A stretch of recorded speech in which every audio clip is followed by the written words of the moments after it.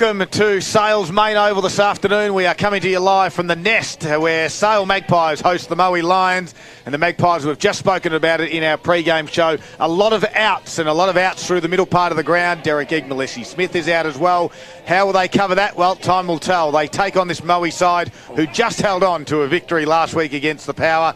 They have had a few issues up forward, and they've got some injury concerns as well with their forward structure. Looking forward to a big game this afternoon right here on TRFM. My name's Daryl Cooling, and joining me, my co-caller this afternoon, Rob Popplestone. Good afternoon to you, Poppy. G'day, Scott. G'day, Gippsland. It is going to be a beauty today, but in a lot of ways I want to see a lot more than what I've seen from both of these sides in the last fortnight, and I'm thinking that we might see a little bit more from Moe today, but let's see how it unfolds. Conditions pretty good, a little bit soft underfoot by the looks of it, I'd say, Scud. But other than that, I don't reckon rain's going to play a part, wind's not playing a part. I think it's as good as you can hope for, given that winter started. Absolutely. Let's roll across to our special comments. And for Carpet Country this afternoon, he does help dreams become a reality since 1981. His name's Nick Lacino. The ground report. Welcome, first of all, and we're clapping. Well done. Yeah, good afternoon, Scud. Thanks, Poppy, too, for that massage. That was absolutely magnificent. Now we've made up. Yep, we have. All part of the team. Home together. But no, Scud, looking forward to this game. There's a lot to play for here for Sale.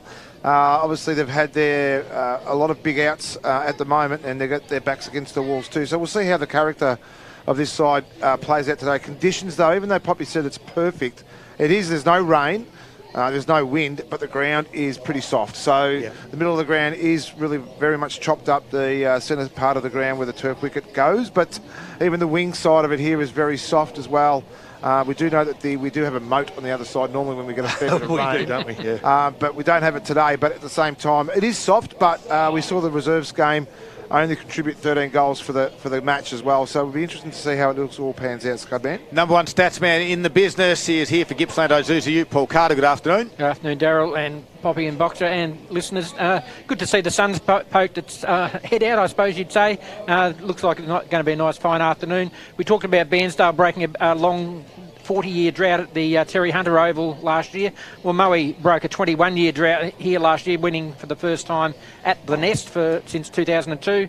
And I certainly think they'll go ahead and make it two in a row this afternoon. Well, in the middle of the ground, Prowse, as you'd expect, that's Chris. He goes up against Jack Leslie. We can see that Trent Baldy's in there. Riley's got the long sleeves on this afternoon, and Ben Danaher. Those three are super for the Lions side. While for the Magpies, we're looking at Lang. Mixed is in there as well, and Paddy Tainch, and the umpire will get us underway for this first quarter.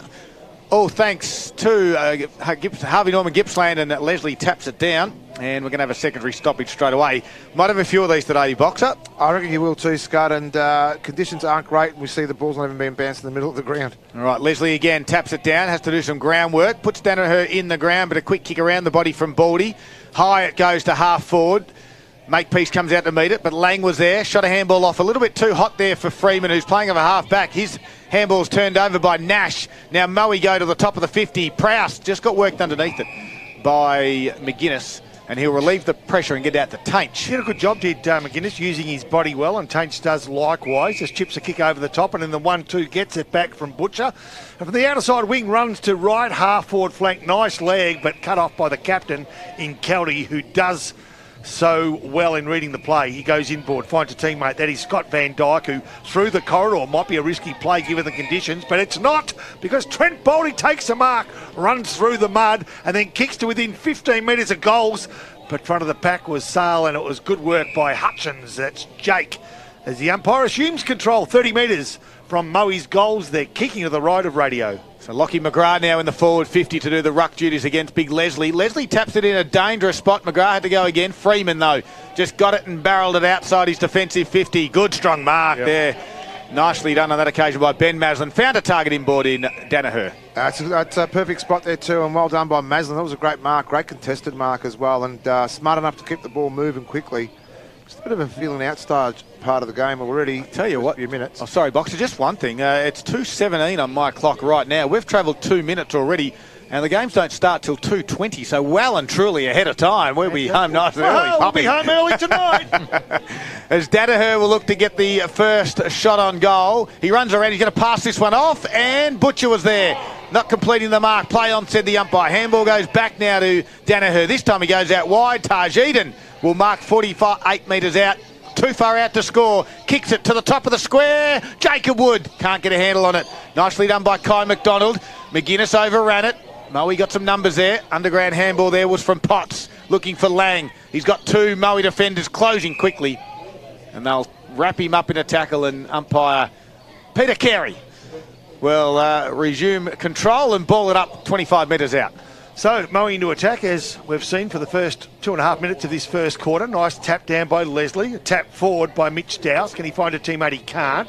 Quick kick forward taken and released by Tom Glenn. And now Lang sums up the options and then kicks to the safety of the boundary. But has he gone too far? That's the cue. He hasn't tapped off hands and over the boundary line. So a boundary throwing to take place. Right half forward flank, grandstand side. Opening minutes of our Gippsland Live match of the day between Moe and Sale. Yeah, Prowse, beautiful tap down to Riley Baldy. Kick around the body. McGrath's there and got it.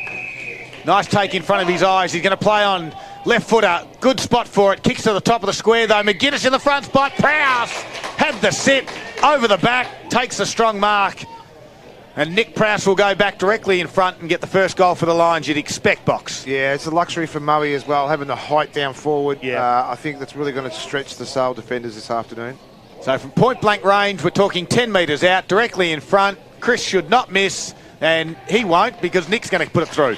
Because Nick Prowse put it through the middle and gets the first one for the Lions. Yeah, good get out of jail card there, Scott. It doesn't matter which way you call it. It's going to be a Prowse anyway, isn't it? So McGrath forward. Makepeace and Prowse is really going to stretch Sale at the minute too. So I think there might be a little bit of uncertainty with the foot in two out there too. We've seen players already inside 50. They don't want to go for the long kick because they don't have that foot in as well. So it'd be interesting to see how this pans out. 'Cause it's going to get colder. It's probably going to get a little bit heavier as well as the day goes on. First score on the Virtue Home scoreboards come at the 4-minute mark with Moe 1 goal straight, 6 Sale yet to score. So Nick Prowse kicked the goal and now Chris Prowse contests the ruck, but Leslie too good. Good tap. Grand level, the Baldy boys get in there. One's under, one's over. And I can't think of a worse place than in the middle. And in the middle was Taint. So good work for all three players as the long sleeve Baldy boy in Riley takes his time to do up his shoelace right where the umpire wants to throw the ball up. And he's going to wait for the player to do his shoelace up. Smart move not to move it aside, isn't it? Yeah. Prowse could have stood on him and taken the ruck duties. Exactly. Ball thrown up. Leslie, I reckon, got a fingertip to it. Wasn't a tap that deserves a stat. Thank you. Nevertheless, thanks, Paul Carter. And fell to ground. Umpire takes control again. Who can get this one? Leslie does get a tap this time. Taints on the end of it. Looks for a handball. Finds it. Nice work. And on the end of it is Mitch Dowse. He gives and goes inside forward 50. I reckon for the first time in the opening 5.5 minutes of this game. But at the back of the pack is... Oh, I thought just taking a short step there was Declan Kelty. I think that footing... I think it's the footing. That Boxer spoke about. Okay, right on the boundary as you alluded to pre-game. You are right, though. Just a little bit proppy, wasn't it? The way he sort of slid underneath there. So 40 metres from Sale's goals. This time Descent takes the ruck duties and tapped it down, but not going anywhere. Nice strong tackle there from Kane Cutler. Didn't mention Descent at the start of the game too. I know conditions aren't great for forwards, but he may play a big part of this game as well for Sale. Doing ruck duties again. Ricochet from that stoppage, and Trent Baldy went backwards in the end in a dangerous spot right on the goal line and rushed through under pressure. We'll see a minor score for the Magpies. Virtue Home scoreboard this afternoon in the first quarter. Sale's first score has come at the 6-minute mark of this first quarter. Virtue Home scored. Sale 1 behind 1 point, trailing Moe 1 goal straight 6. So it looks as though Descent and Leslie will change in the forward line for ruck. Yeah, and you probably then find that Leslie will do all the ruck duties. He won't do too much outside of, inside forward 50, but he'll do it everywhere else you'd expect. But Moe were able to clear that defensive one quite easily. The inboard kick from Prowse finds Van Dyke. Now, Van Dyke, he's going away overseas on holidays too, guys, but you'll be pleased to know it's during the bye week. He's planned it well, Boxer. He's done well. I'm very impressed with that. Yep, planned it well. And that's what we like to see, is a nice little chip over the top to Belfer. He had a runner in Van Dyke to get the one back, but decided not to go there. Little chip kick over the top finds Trent Baldy, who has started well for Gippsland Ozuzu Ute to the open fat side. McGrath comes, not going to get there though, picked off by Kay McDonald, and he'll go straight down the middle of the ground. Can't complete the mark on that occasion. There was Hayden Potts. Somehow comes out Van Dyke, gave it to Maslin, who missed the target in Blackshaw, and that is the brother of Tom, and that is not Blackshaw, that is Warren Hester, the other first gamer. Blackshaw is playing across half-back for the Lions this afternoon. I didn't think it was going to be so unsteady underfoot for these players, but there's quite a few that are just finding it hard to find their feet. Prowse, front of the pack from the boundary throw-in. Leslie got rid of Prowse and got a thump forward of all of 5 metres. Baldy lost his, and that's Riley, lost his footings. He attempted to pick the ball up. He's at the bottom of the pack. He's going to be called for holding the ball. He fell onto it, but had no option. You know what I'm talking about. You've seen it before. Patrick Tainch gets up with a free kick and then plays on quickly inside forward 50. Descent provides the option. Front position, that's all important. Couldn't take the mark. And now from the back of the pack, they'll clear through Mulqueen. But not for long. Kick smothered, goes back inside. 20 metres from Sale's home, and that's the goals. And a good tackle keeps the pressure on them. The Magpies, first attempt, and it's a beauty! Thomas Campbell, a contender, I'd say, for the Zambrero goal of the day. You do when you're a little small forward like Campbell. You make the opportunities count when you get them, and he did. Perfect position. It was a great goal, and it is definitely a contender for the Zambrero goal of the day this afternoon. But what a little good swoop, and made the opportunity, because they haven't had a lot of entries inside 50 the Sale side so far, and to sort of respond like that now just evens the game up a bit. Just the third time they've been inside box. You're right there in 8 minutes, and they take the lead. Sale 117 on the Butcher Home scoreboard, leading Moe 1 goal straight 6. Scud, just quickly in the AFL, it's quarter time. It's the Doggies. They lead by 4 points over the Dockers at Marvel Stadium. Thank you very much, Nick Lucchino, for Carpet Country this afternoon. Back to the middle we go. And Leslie taps it down. Clearly a key part of this game will be Leslie in the ruck, and this guy too is Lang. Drives it back inside forward 50. Kelty, well, he had 2 bites at it, left it alone. Now the ball is in dispute. Working hard at ground level. Here's that man Campbell again. Shrugged one tackle. Handball to no one in particular. Danaher tries to get it back, but Campbell got it, kicked around the body, and Descent diving mark. Directly in front, good pressure. The 3 key players at the moment for me is Lang, Leslie and Campbell. Absolutely, Scud, too. And I was watching Mulqueen then, too. He just got lost. Descent just got him on the wrong side. Mulqueen was really labouring behind, and in the perfect spot when you get the ball in quickly, it's very dangerous for backman if you're not going to be around your player. So good to see Brad Descent back in the last couple of weeks. He returned like a house on fire the first time with 7 goals, and then just couldn't quite find the scorer sheet. Now, in the opening 9 minutes of this first quarter, he has found the scorer sheet with the first goal to the big fella in Brad Descent. You're right there, Scud, too. He did come back with a big bang, 7 goals in the one in the game against Maul, and then he only kicked the one last week, which was probably, he would have been very disappointed with that too. He didn't have a lot of opportunity. He might get some this afternoon, and Mulqueen gives away a lot of weight to Descent as well, so if they can get the ball in quickly, Brad Descent can find himself in a really sweet position as long as that midfield gets on top. Sale goes to a 7-point lead at the 10-minute mark of the first quarter. Virtual home scoreboard. The Magpies are 2-1-13. They're leading Moe, who are 1 goal straight 6. All right, we might go around the grounds if we get a chance to, because we're waiting for the ball to come back into play. In fact, the field umpires are calling for a spare footy to come from the sideline. Well, you know that footy's gone. I mean, they're a fairly honest crew here in Sale.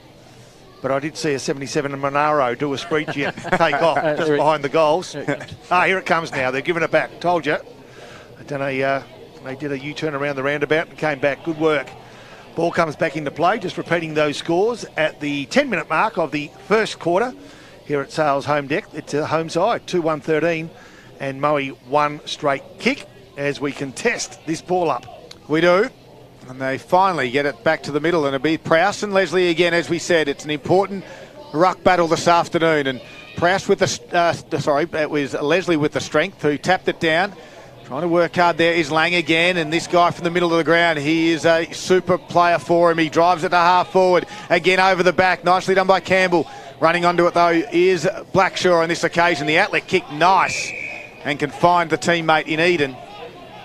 And Eden looks up, wants to go inboard. Nothing on there at the moment. It's going to be a kick down the line to the big ruckman. Front spot there, Prowse. Strength with Leslie. Spoil. That was Lang at the front and square. Hammered over the top. Working hard there for the Magpies was Cutler at ground level. Nearly threw it out to a teammate. And now going the other direction, Mason Anir with a left foot kick. Outside of the boot goes over for out of bounds on the full. 11.5 minutes in, 7-point margin in favour of the home side. So it's Taj Eden that goes inboard at Danaher. Big week for him last week for all sorts of reasons. He goes in to the corridor searching for Van Dyke. Kick wasn't as good as it could have been, and pick it up was Butcher. Releases the handball. Getting on the end of it, Jared Freeman. They give ground, they keep possession, and they go to the outer side of the ground where Jack Hutchins will go inboard to Josh Butcher, picking up a couple of early touches. It's going to be the old 1-2 again. Butcher goes to his right, laterally, outer side of the ground. A mark's been taken. Can't pick the player from this side of the ground, but on that left leg goes towards centre half forward. And he finds a teammate, he can't. Nicely roved. And they get themselves out of trouble momentarily, it might be. It's Matty Haywood who released it to Jacob Wood, and now Wood from 75. His kick inside 50 was sloppy, and it was McGuinness that cut it off, and he fed it off to McDonald, and now they go through Taint's outer side of the ground, but he's beaten the ball by the boundary. So boundary throwing left half forward flank, Moe into attack, but they are trailing the visitors by 7 points, and we've played 13 minutes. Both sides are just pushing the far side of the ground here at Sale at the minute, because that centre of the ground is so muddy. They're avoiding that mud patch at the minute. Ball gets out the back. Trying to run onto it there was Freeman. Got wrapped up by Trent Baldy, and the umpire said, let's do this one again as both sides reset. Find their defensive structure. That works for Trent Baldy. Kick around the body. Top of the 50 it goes. Wood and Freeman set sail with a chase. Wood head over it. Good little work there by Freeman as well. Then dive crashing in the other direction. Nicely done. Now they stand up in that tackle. He feeds a handball to Danaher with a left foot flying shot on goal. And he's put it through, if you don't mind. Casually, but professionally done by Danaher for a Zambrero goal of the day contender. Yeah, it's a great finish there too. Left foot as well. Probably on the wrong side for him too. But one thing about what I was going to say earlier is they've just got to get the ball in quicker into their forward 50. They're playing that wide game, and both sides are playing that push-out wide game where it creates the turnover pretty easily, and if you can swoop and get the turnover and your opposition on the hop, this is exactly what happens, and Moe capitalised on it. 1 point the difference at the 14-minute mark of the first quarter. The Virtue Home scoreboard has Sale ahead, 2-1-13, to Moe 2 goals straight 12. Right, again we wait for the ball to hit the centre, so we've got Leslie and Lang and Taints in there for Sale amongst the four players, and then you've got Big Prowse, that's Chris, Danaher, and a couple of Baldies just to add a bit of weight to your midfield for the visiting Lions side. If you look at just that centre circle matchups, it's very, very good. Very, and talented as well. Yep, exactly right. And let's see who might be getting the first tap of this one. Leslie wants to body Prowse because Prowse might have the edge in height, but Leslie's got the improvement in strength. But a free kick's going to go the way of Sale, and it's going to go the way of Taints because of Benny Danaher's throw. And if you ask me how I know that, it's not because I saw it, it's because of the movements that my co-caller Scud Cooling is making. It was either that or someone made a cup of tea. As Sale go forward inside forward 50. Leslie grabs it, gives it. Byron, left leg, inside, no, cut off. There's a contested ball, ground level, 50 metres from the home side's goals, but Kelty, a handball over the top, cut off by Taints. Can he find a winner in the corridor? He can. Ooh. Geez, one hand, two hands to it, but couldn't take it. Kai McDonald, the game's on now. There he is. Can he do it again? Campbell, kick around the body, just offline. A minor score, but every score counts, Paul Carter. 2-2-14, Sale on the Virtue Home scoreboard, leading Moe, who are 2 straight 12, coming up to the 16-minute mark of the first quarter. Van Dyke comes to the near side. They find Maslin, that's Ben variety. Of course, 2 Maslins out there this afternoon, 2 Baldies out there this afternoon, 2 Blackshaws out there as well.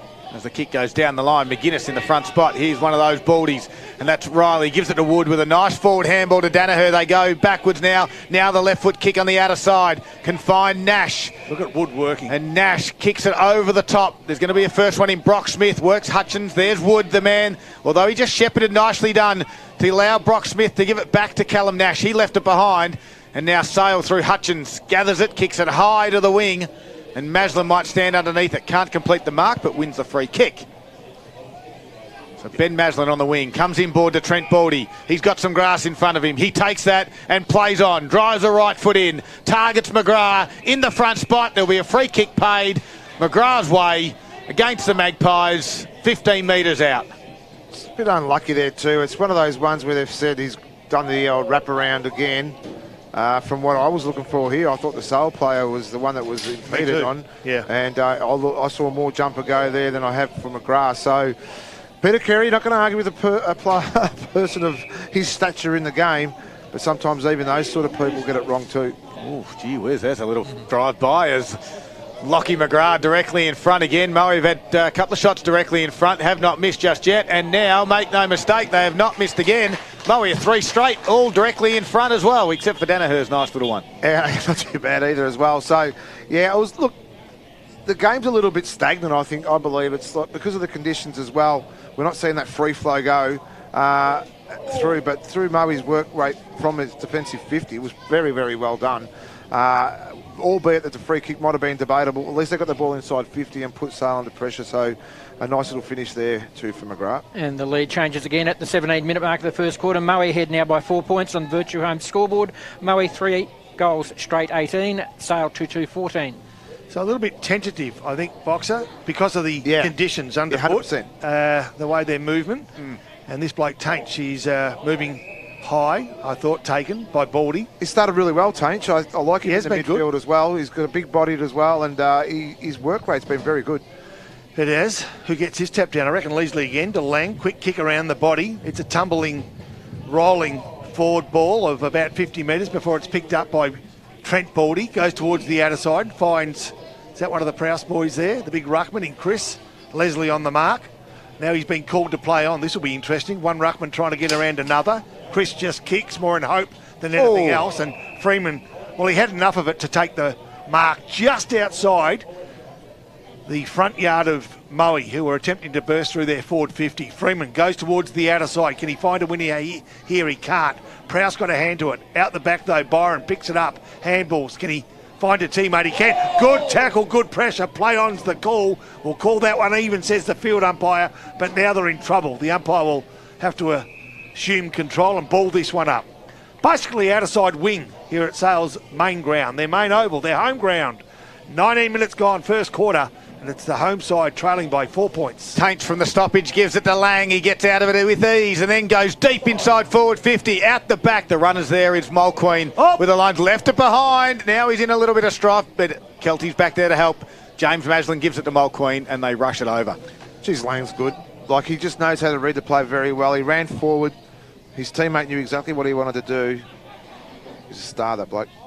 It's a 3-point lead to Moe at the 20-minute mark of the first quarter. Van Dyke to Maslin, and now a beautiful kick finds McGrath on the wing. Right in front of Ania.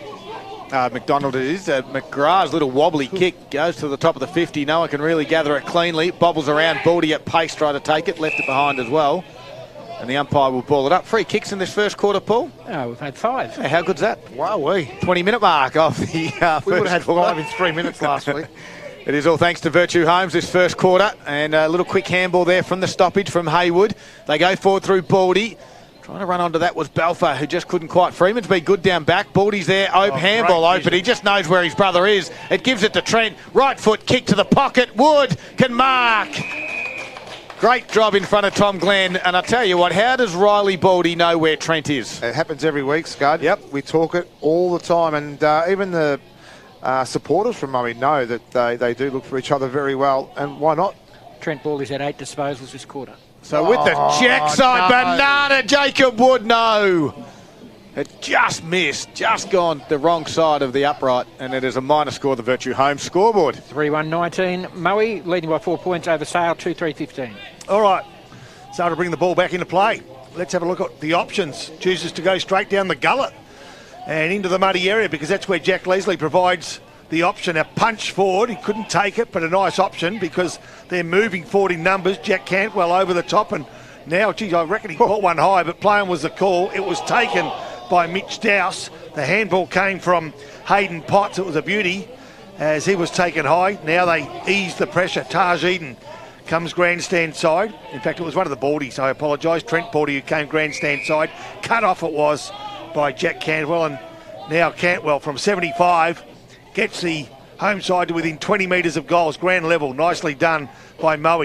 Kelty over the top. Can he find a Baldy? He can. And they'll come grandstand side again. A free kick downfield as Belfort took the mark anyway. in front of a fairly aggressive Andrew Campbell. Now he's got an option inside. Perfectly placed kick. And the Lions are on the run. They enter the forward 50. Can they find a winner here? No, good thump forward as Scott Van Dyke sent the Lions forward. Lang's handball went askew, but Freeman picked it up nicely. Fed it off to Finn McDonald. He gave ground, and off they go now through Hutchins towards the right half-back flank. Another wayward handball, and they're under pressure again. Free kick goes away with the visitors. Nicely done. It was a great tackle, and they play on quickly, but it's all Sale. Wow. But falling. I don't think I'm watching a Three Stooges movie.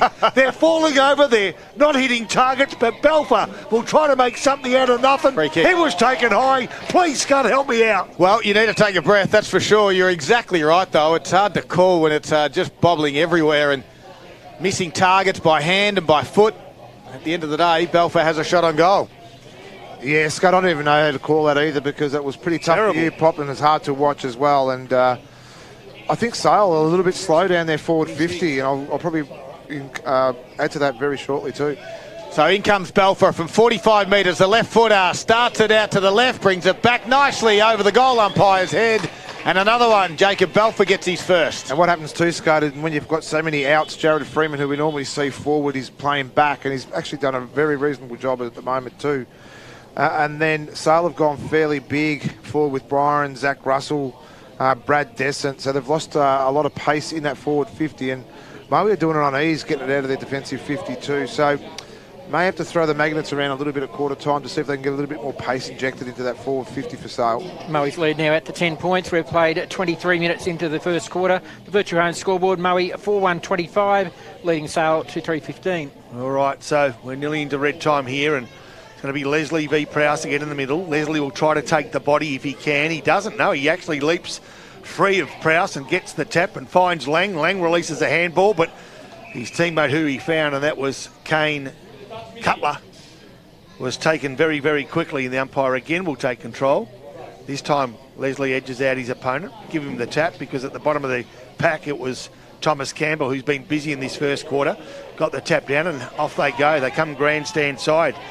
Getting on the end of it was Kai McDonald. He gave it to Leslie. Leslie, short kick, finds a tall teammate playing with the call. Big Nick Prowse called for the handball, and nearly got it too as Kai McDonald goes to right half forward flank. Taints draws a man, gives over the top. Campbell again from 65 into the dangerous corridor. A thump from the back of the pack goes for the boundary, and it might find the boundary, or will it? It does. Just metres from Moe's goals. The problem is there too, the kick was fantastic into Zach Russell from Campbell, who we expect to be front and centre, but he's the kicker. So they haven't got a lot of help down forward. Lang was the only one that got there in time, but it was way too late. So the midfielders can come into this one and add a little bit of pace around this stoppage for the Magpies, which, as Boxer said earlier, is a bit of a concern. But we now got a stoppage 15 metres out from their goal. So what, if you're a Doggy supporter, you'd be bloody chewing at the bit at the moment. It's 49-33 with 8 minutes to go in the second quarter. From the stoppage, no one can really win it off the deck. And a handball out. The good tackle there on that occasion was from Butcher. Play on, said the umpire. He's gone in to get his own footy again. The umpire will ball it up. Talking about dogs, if anyone wants 2 dogs, they can have mine. It cost me about $4,000 this week, and it's rising. Yeah, you're selling them really well at the moment. Beautiful animals they are too. They're not beautiful. I'll kill them. No, you won't. No, you will not. But if they take your 2, I'll throw in a black poodle as well, because I've got one annoying me as well. So the free kick from this stoppage, and it's going Matt Hayward's way. Talk about leather poisoning. They've eaten a leather couch. Kick out wide from Hayward, and in the front spot, nicely done, was Prowse on that occasion. This is Nick, long way from home. That early quaddie couldn't come a better time for you. Exactly right. Buying the new couch. Kick down the wing. Jack Leslie's had a good piece of that one. Play onto the umpire. Wood in traffic. Handball to open space. Baldy, can he pick it up clean? He does. Gives it to Belfer. On the hop, 50 metres out. Left foot shot on goal. Hutchins in a good spot to spoil this, and he does just that. And he's rushed it through for a minor score. Virtue home scoreboard. 4-2-26. Moe leading by 11 points over South 2-3-15. It's just that transition again, Scud, just from their defensive 50 Moe. They just done that very easily. Yep. They could really hurt Sale if they can get that score. Hutchins kick out towards McGuinness, can't complete the mark. Running there is Cantwell though. Nice little chip kick from find the target in Chris Byron. He does. He looks up, there's Chris. No real options presenting. Brad Destin's a long way from home, but only 20 metres away from the kick, so he's going to have to go long to the youngster in Russell. Although in the end it was a poor kick. He's picked out Declan Kelty. And now they could slingshot and run this one. They go lateral to Maslin. He gets it further afield to Haywood. And now just ambles across. He kicks it out wide. It was Gold, sorry, on that occasion. Gets it on the outer side now for the Lions. They kick it inboard, turned over. And Campbell takes the mark for the Magpies. Does he reload quick? He does. He puts it high on the head of Russell.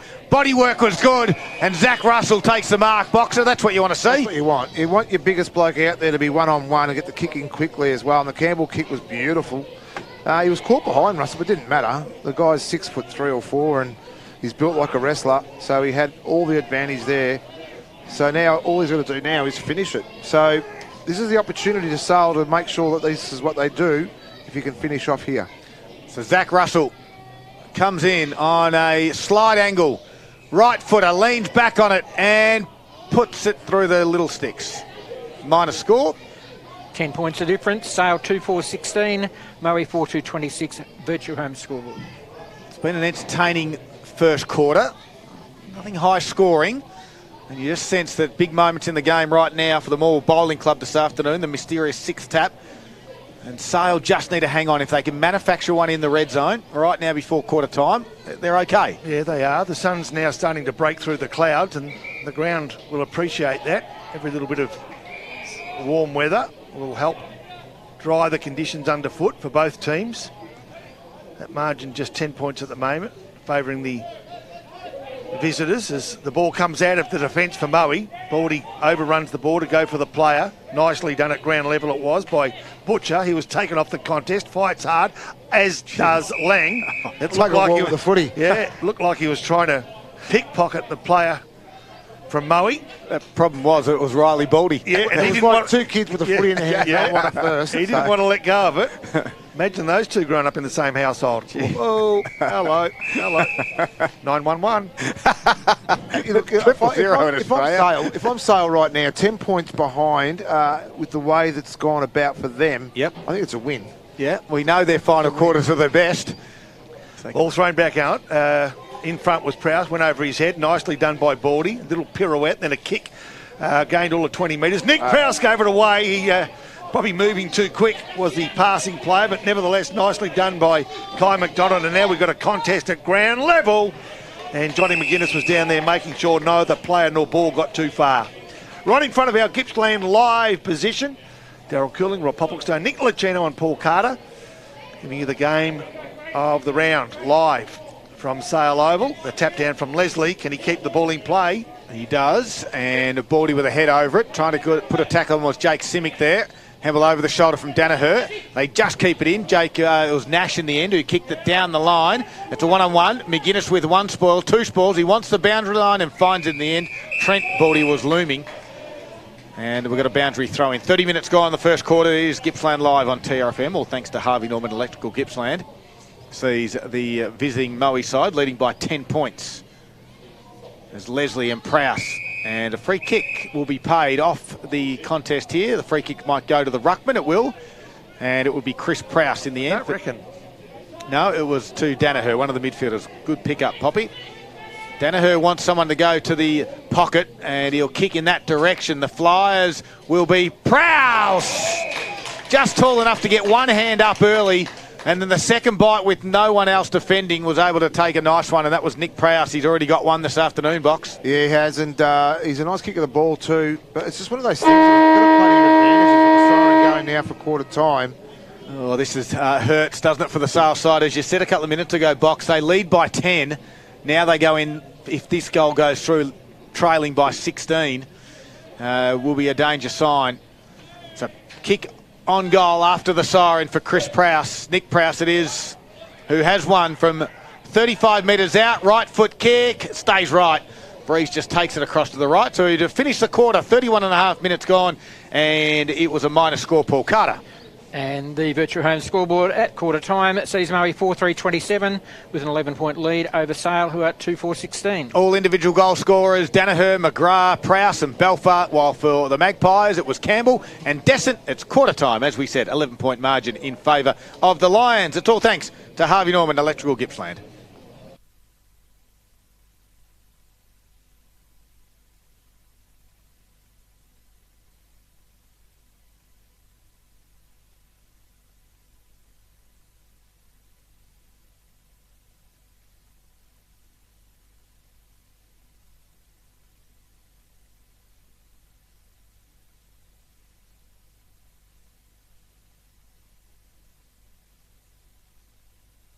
Round 9.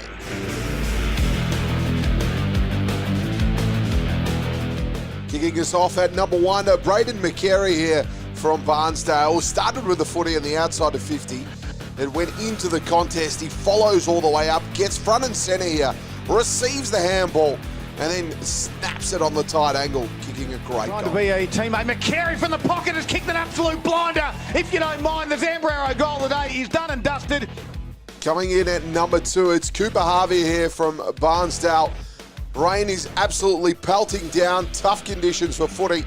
He swoops in, picks it up like it's dry, kicks it around the corner and scores a great goal. Not tell me they've made it. I reckon they have. It could be Cooper Harvey who made something out of nothing. Raspberry Jam out of Pink Poo, and Bensdale have hit the scoreboard again.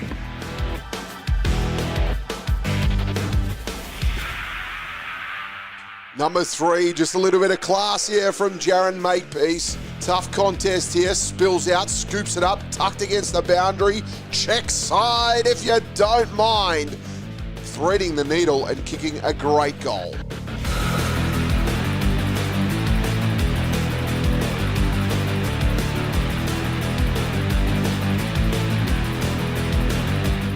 Number 4, it's Jack Hume here from Leon Gather. Goes the old 1-2 in the middle of the ground, sprints away from the pack, then unloads on the edge of 50, going all the way home.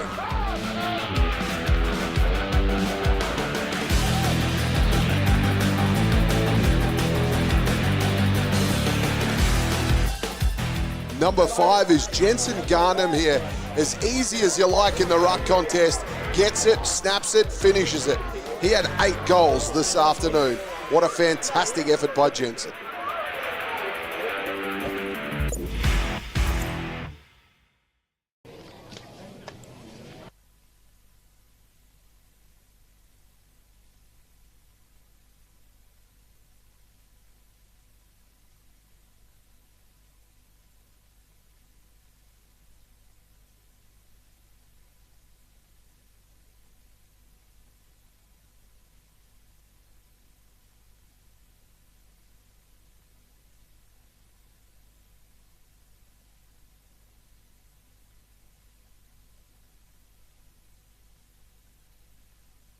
Sale 5-1. Free kicks, Moe have had 8 to Sale's.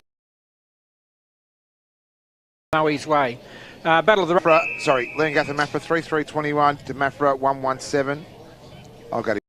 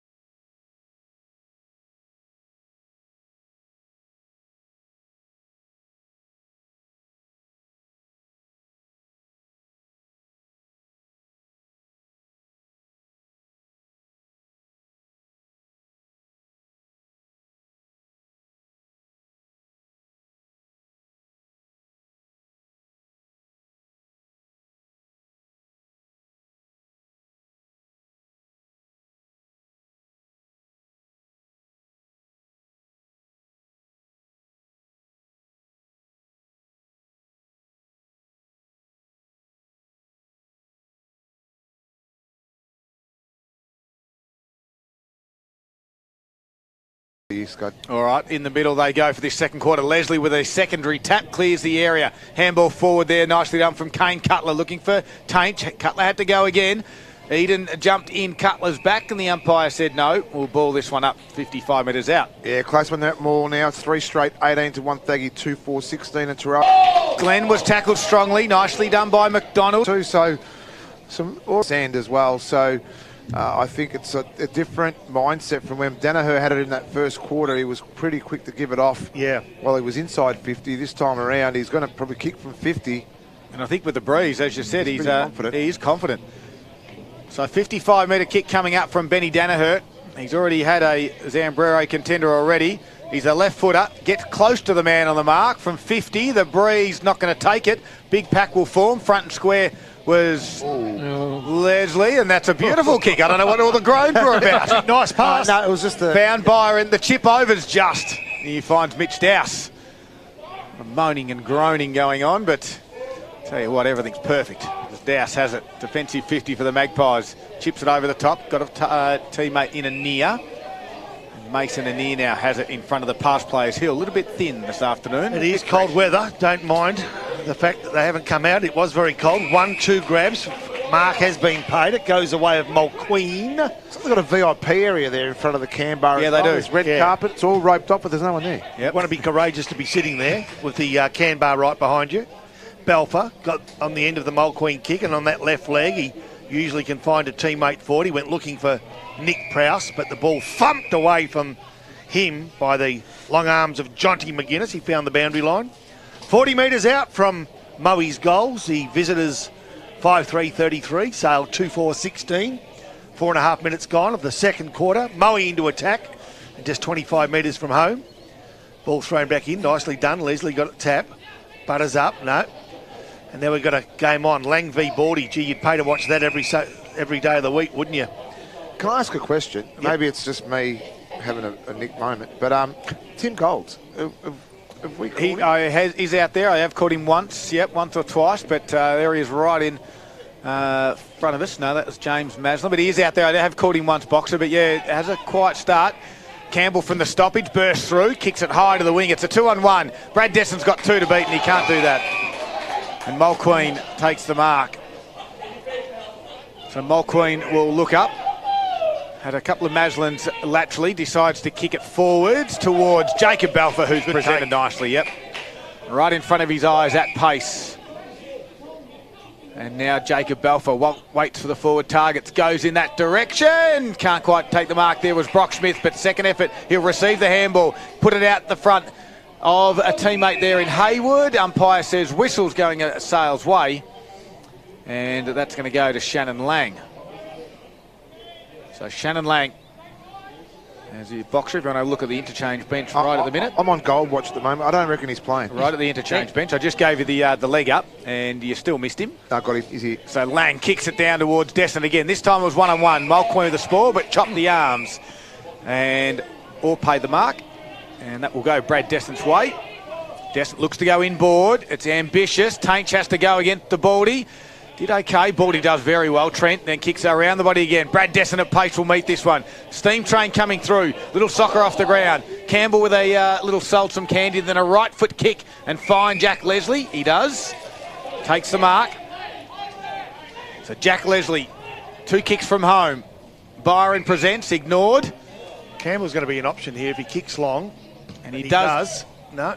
Just that. He goes long, but he can't find a winner. And can he? Destin came from nowhere.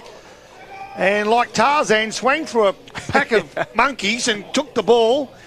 And it was 1, 2, 3 grabs. He's only 20 metres out in a worse than 45-degree angle, mind you. But well done. Only real player that wanted the ball. And he was the one up in this stoppage. And I was really going to say, it's a win for Moe when he's playing so high up.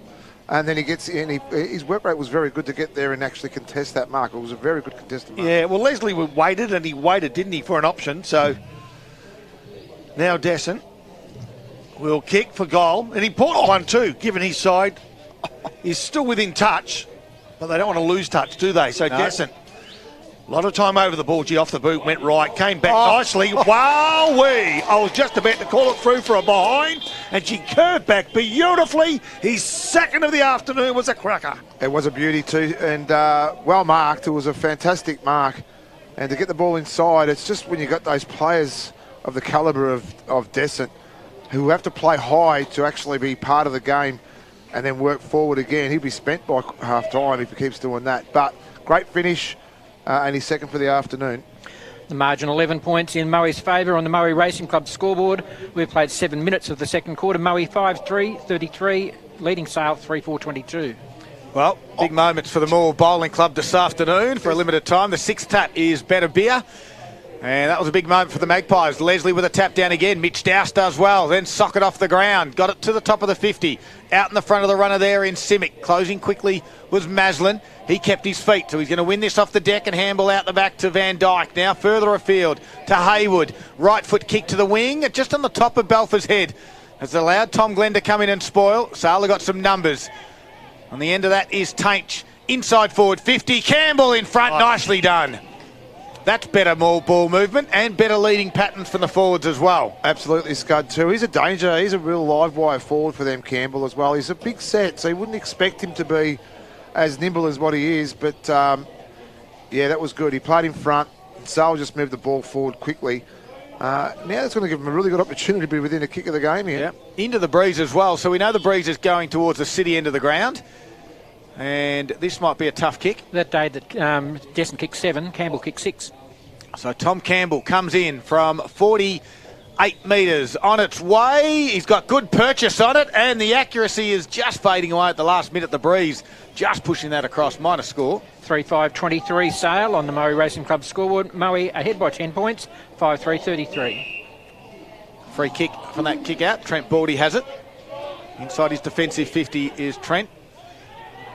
He's been told to come to the grandstand side, I think, where he's got Blackshaw on in the middle of the ground if he wants him. Doesn't quite take it in the end. It's going to be a run and draw handball in the end after all that. Van Dyke will eventually try to go towards Blackshaw, although Campbell picks it off and took the mark right on 50. He's too far out to score. He's got Russell. Gives himself a chance here. He's got Descent. Descent's on Baldy. Now Kelty comes across. Gives him chance.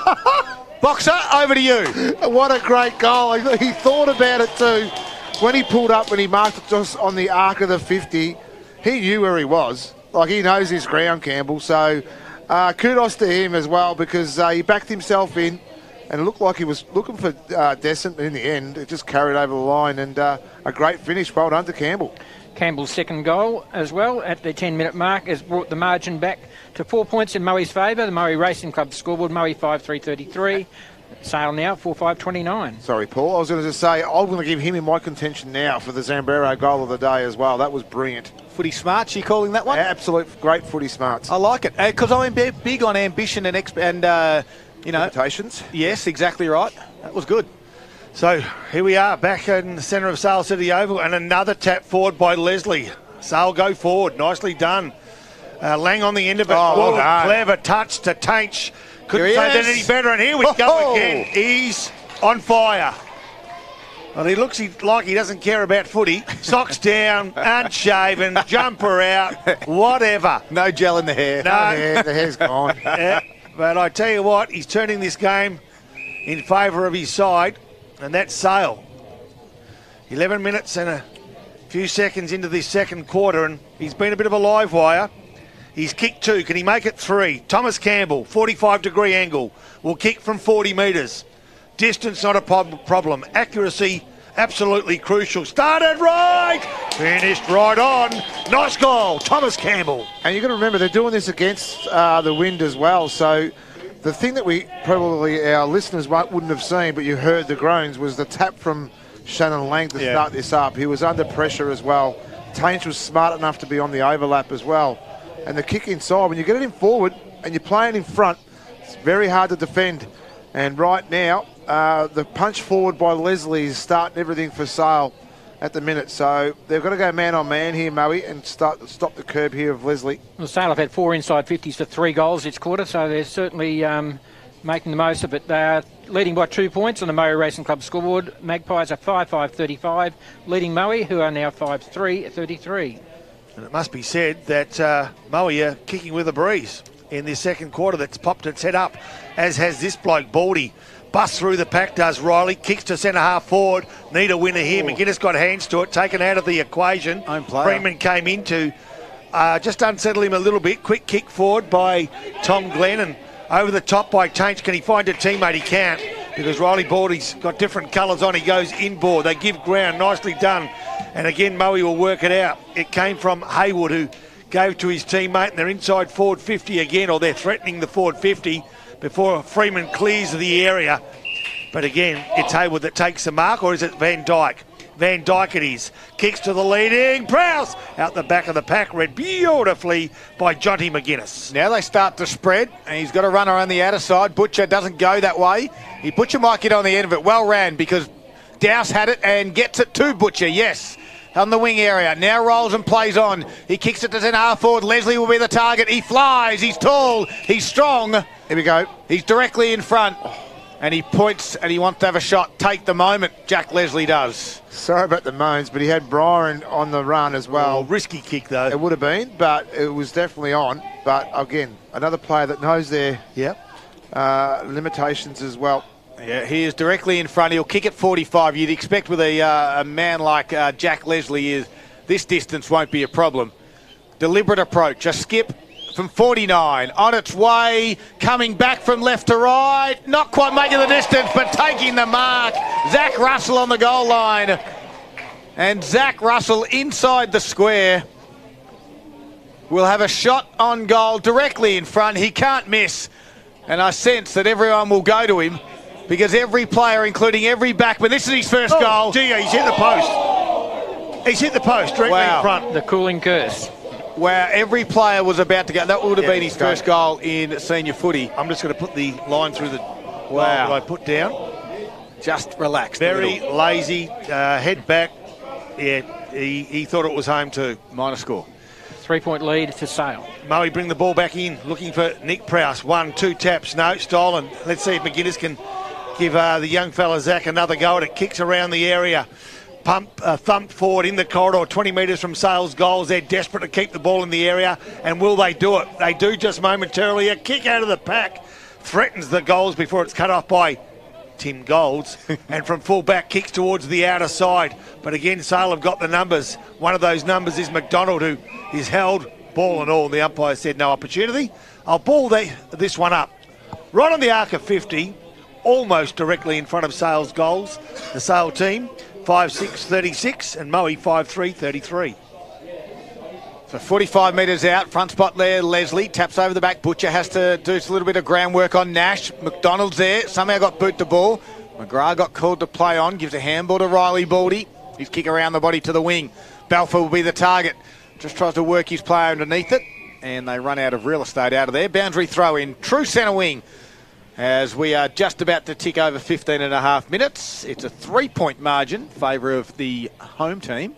Scuds and Mickippi scores from quarter time, more or less 1-4-10 to Mibba North, no score. Thorpedale 5-5-35 to Hill End, just the 2 points. All right, Leslie grabbed it out of the ruck, got it only 5 metres forward, fighting hard ground level with Simic.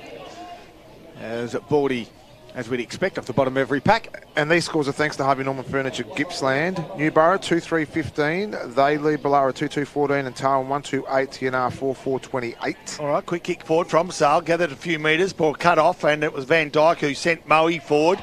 A kick was taken, but dispossessed as Lang picked up the crumbs and kicks towards Campbell.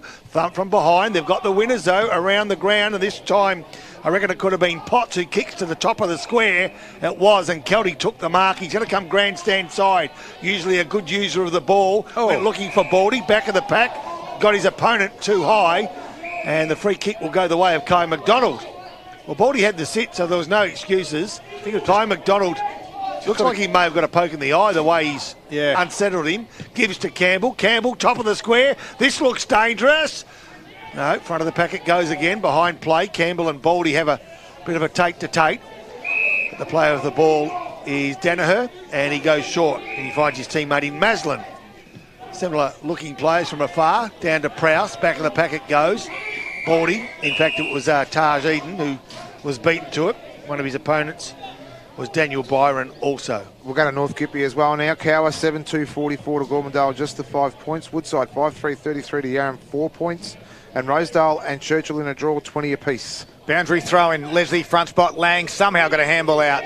Got it there towards Daniel Byron. Now out to Dowse. He took on the tackler with arrogance. And now right foot kick into the pocket. Campbell's there. Out the back. Campbell, no. Good work by Kelty to come across the front. Squeezed a handball across now to Golds.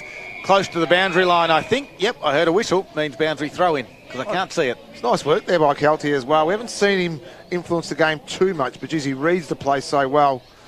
Campbell's all over that one then too, and then Kelty just like a thief in the night stole it away from him. So Leslie taps the ball over his head looking for Lang. He's beaten to the ball at the moment, but lays the tackle Trouble at the same time because James Maslam was at the bottom of the pack trying to keep the ball in the area. 50 metres from Sales goals. They're kicking to the right of Radio. 18 minutes gone, second quarter. Leslie, a tap out the back again. Lang knew what he was up to. Got the ball, dispossessed, and now they run out. 140, finds Van Dyke. Goes towards another in Taj Eden, outer side of the ground, left-handed handball to the advantage of Van Dyke. Waits, stops, props. Can he find a teammate? He can. Oh, bad bounce. Could open the door for Sale, but Danaher cut it off. Handball's under pressure, dispossessed. We got a game on, no question. Good tackle. And the tackle was on Dowse. It came from Eden, and the free kick will go the way of Moe. Right smack bang in the centre of the Sale City Oval. Yeah, spot on. You got a game on, all right. It's all thanks to the Moore Bowling Club as well, and that kick's nice. Can find Eden. Balfour it is. It came from Eden. Now Balfour's left foot kick into the dangerous spot over the head there of Brock Smith. Running onto it was Baldy. Oh, nice. Trent Baldy with a beautiful little death tap and just guided it onto his boot. And left foot kick all in one motion. Well done, Trent Baldy. Great goal. Yeah, great call, Scott. He didn't even take control of the footy. He was smart enough. He knew he had the pressure on his right-hand side. It was a left foot snap too for our listeners. But he didn't take control of the ball at once at all. It was a good inside 50 by Balfour. Better set up by Moe this time around. But we've seen full control by Sale so far in this quarter, and we've been playing 19.5 minutes. And that was Moe's first inside 50 for the last 6 that have been in the game. And they go back into the lead at the 19-minute mark of the second quarter. They are 6-3-39 to Sale 5-6-36. Moe Racing Club scoreboard. So it's going to be a contest in the centre, and Leslie's won this contest for most of the day. Nearing half-time, it's going to be Chris Prowse up against Leslie. Who's going to get at ground level? That's the question. Gee, it's going to be the ruckman, left foot kick to advantage. It's going to bounce around left half forward flank. Good pressure there, keeps the ball in the area. And Moe are under pressure despite kicking the last goal. Make no mistake, Baldy on the end of this one. That's Trent around the body. And he find a winner here in Prowse. Yeah, gee, good take, the big ruckman. Took it nicely. Chris Prowse under pressure from Danaher. Releases the handball, but puts Baldy under pressure. He loves that. Left foot kick in the corridor. Can he find Van Dyke? He can't, but Woods butters up and backs him up and then kicks nicely to Nick Prowse. Well, he was gone, nearly gave it up, but they'll go inside forward 50 now. And a good take by Danaher, or is it Makepeace? Makepeace it is. Led beautifully. The kick was equally as impressive. And now Makepeace from 35 metres on the slightest of angles will attempt to go back-to-back as far as goals are concerned and open up that 3-point lead to at least 9. Makepeace yet to trouble the scorer at the moment. Off the boot, looked okay. I don't reckon the goal umpire moved a margin at all. He flipped the head directly backwards, and all of a sudden you can tell by the non-response from the crowd that the visitors have got another one. And that was probably the best setup again for Moe for the afternoon too. It's been all Sale this quarter at the minute too. And it was probably through the defence of their forward line, Sale. They've been very good. But that transition footy that we know that Moe are very good at with the rebound footy from Van Dyke and all, it was a great finish there by Makepeace in the end. And Moe now are 7-3-45 on the Moe Racing Club scoreboard. And they lead Sale by 9 points. Magpies 5-6-36. 21 minutes played, second quarter. After all the hard work from the Magpies, it's 3 goals each in this quarter. And they go again. This time Tainch has it, sold some candy. Got around a couple of would-be tacklers from Moe, and then barrels one to half forward. Coming out to meet it, though, was Dustin Blackshaw. Kick around the body's turned over. Jack Cantwell has it for the Magpies on centre wing. Looks up, chips over the top. He's got Leslie on. And Leslie takes the mark. He's going to thump it in to the shallow pocket. Campbell with the target. Kelty drifts across the front, takes the intercept mark. And he's going to square it up inboard. Nicely done to Haywood. And Haywood's got Baldy if he wants him. In bright sunshine here at the Sale Main Oval this afternoon. Conditions improving minute by minute. Haywood's kick out wide to Eden. Good spoil by Cantwell. Handball over the top. Found a teammate in Hayden Potts. Gives the handball back to Cantwell. Now to Campbell. Under pressure is Campbell from Baldy tackle. No prior. Umpire's ball. Umpire Peter Carey, 22 3/4 minutes. Will ball it up. Geez, the Moe side wouldn't want to lose the Baldy boys. I think that these rumours about a move to SA next year would be interesting. They'll go well over there, but geez, they're impressive for Moe. Here we go, speak of the devil. One of them came through and another one tried to steal it as well. Taj Eden was in there, coming through nicely though. Cantwell for Sale, inboard. Lang, was he taken without it? The umpire says play on, kick off the ground. Does it ease the pressure? It doesn't. Taken with the ball tackle was Josh Butcher, but a tackle that was laid by Callum Nash means that Moe are under pressure, and they've got some room to move grandstand side. Here we go, Scud.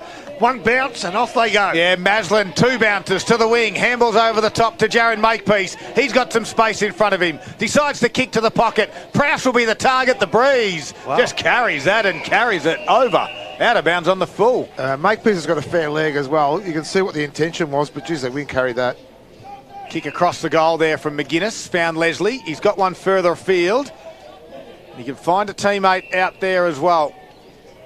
And that looks to be McDonald. And the right foot kick.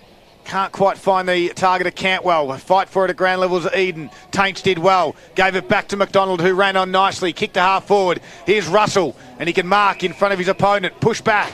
Rolls around on the right. Thumps his right foot into it. Goes towards Descent. Can't complete the mark. Well read out the back. Nicely done there. Little sidestep from Hester. Outlet kick was good. Found Mulqueen. So Mulqueen from defensive 50 goes short to Kelty. He goes inboard. One of the brothers in Eden goes from the outer side of the ground towards Woods at half-forward flank. He's outnumbered 1-2, but on his day he could take 2. Geez, he went for player rather than ball. He gave it all. He ran in the straight line. He's ended up just near the Sale Greyhound Club. Come back, Woodsy. Sale now defensive 50. They go towards the outer side. It was the big man Jack Leslie, but Lang's outnumbered in height and in numbers, and Kelty takes the easier of marks. Might have been Prowse on the Prowse it outside. was, I'm sorry. So he puts it back in the Leslie direction, but Freeman was the spare one. He read it better than the others and takes the mark. In defensive 50, the Sale Magpies trail by 9 points. They had a good opening half to this quarter. And just with the last 2 goals for the Lions, Lang's kick inboard to Leslie. He's going to just kick it high towards half forward. Going back is Russell. Kelty comes the other direction, takes the mark, and quickly bounces like a cat, plays on quickly. Some might say like a lion boxer. Kicks it to half forward. Belford's there, open space. Can't get around the tackler. Holding the footy or out of bounds. Which was first? It looks like it was out of bounds too, Scott. I'll tell you what I am impressed with is the effort of Sale right now. They're really matching it with Moe as well, and that's what's keeping him in the game.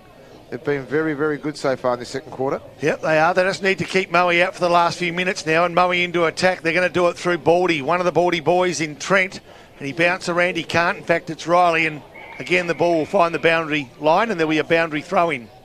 60 metres now from Moe's goals. Moe 7-3-45, Sale 5-6-36. A 9-point margin. You'd be satisfied if you were Sale to go in at half-time with that. Leslie, a kick off the ground after that boundary throwing, gathers all of 20 metres. Hotly contested by players from either side, 3 or 4. There's a bunch of 6 or 7 around that ball, and the umpire will take control.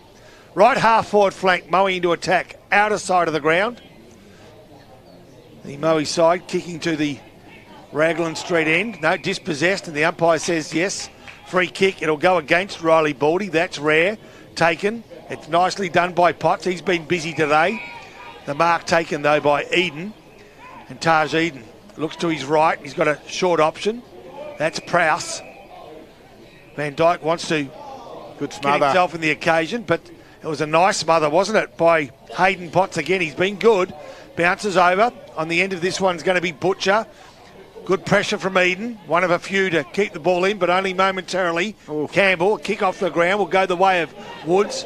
Releases it. And off they go, this time through Makepeace. Left foot kick, inside forward 50. One touch before it's been thumped away by Sale's defence. And they'll get out of trouble as they go looking for Taints out of the side of the ground. Half time. Wow, what a game. Yeah, 27 and a half minutes. It was a danger time for the Magpies, but they held on. They did give up 2 goals, though, late. And the margin gets to 9 points at half-time. It's Moe 7-3-45, leading Sale 5-6-36. It was 11 points at quarter-time. It's now back to 9 at the half. It is a good game of footy on Saturday afternoon. Gippsland League, great to have your company. We'll take a quick break, and we've got the half-time wrap coming up after the break. All thanks, of course, to our sponsoring Gippsland Mowers. But right now it is Gippsland Live on TRFM, and it's all thanks to Harvey Norman, Electrical Gippsland.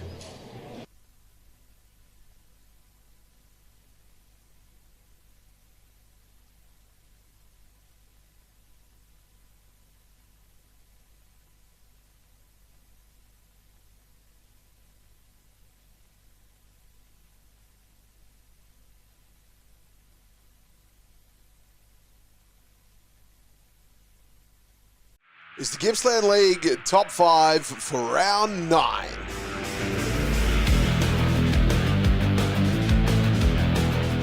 Kicking us off at number 1, Braden McCary here from Barnsdale. Started with the footy on the outside of 50. It went into the contest. He follows all the way up, gets front and centre here, receives the handball, and then snaps it on the tight angle, kicking a great Trying goal. to be a teammate. McCary from the pocket has kicked an absolute blinder. If you don't mind, the Zambraro goal today is done and dusted. Coming in at number 2, it's Cooper Harvey here from Barnsdale. Rain is absolutely pelting down, tough conditions for footy. He swoops in, picks it up like it's dry, kicks it around the corner and scores a great goal. Not tell me they've made it. I reckon they have. It could be Cooper Harvey who made something out of nothing. Raspberry jam out of pig poo, and Bensdale have hit the scoreboard again.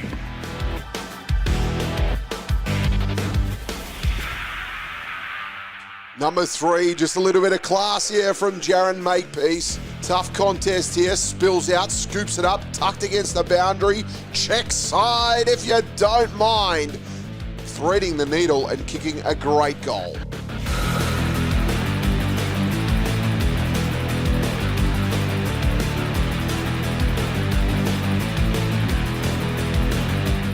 Number 4, it's Jack Hume here from Leon Gather.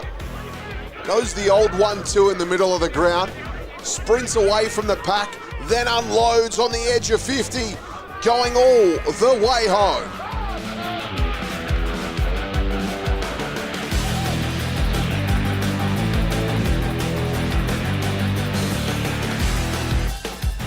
Number 5 is Jensen Garnham here.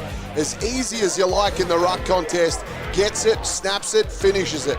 He had 8 goals this afternoon. What a fantastic effort by Jensen.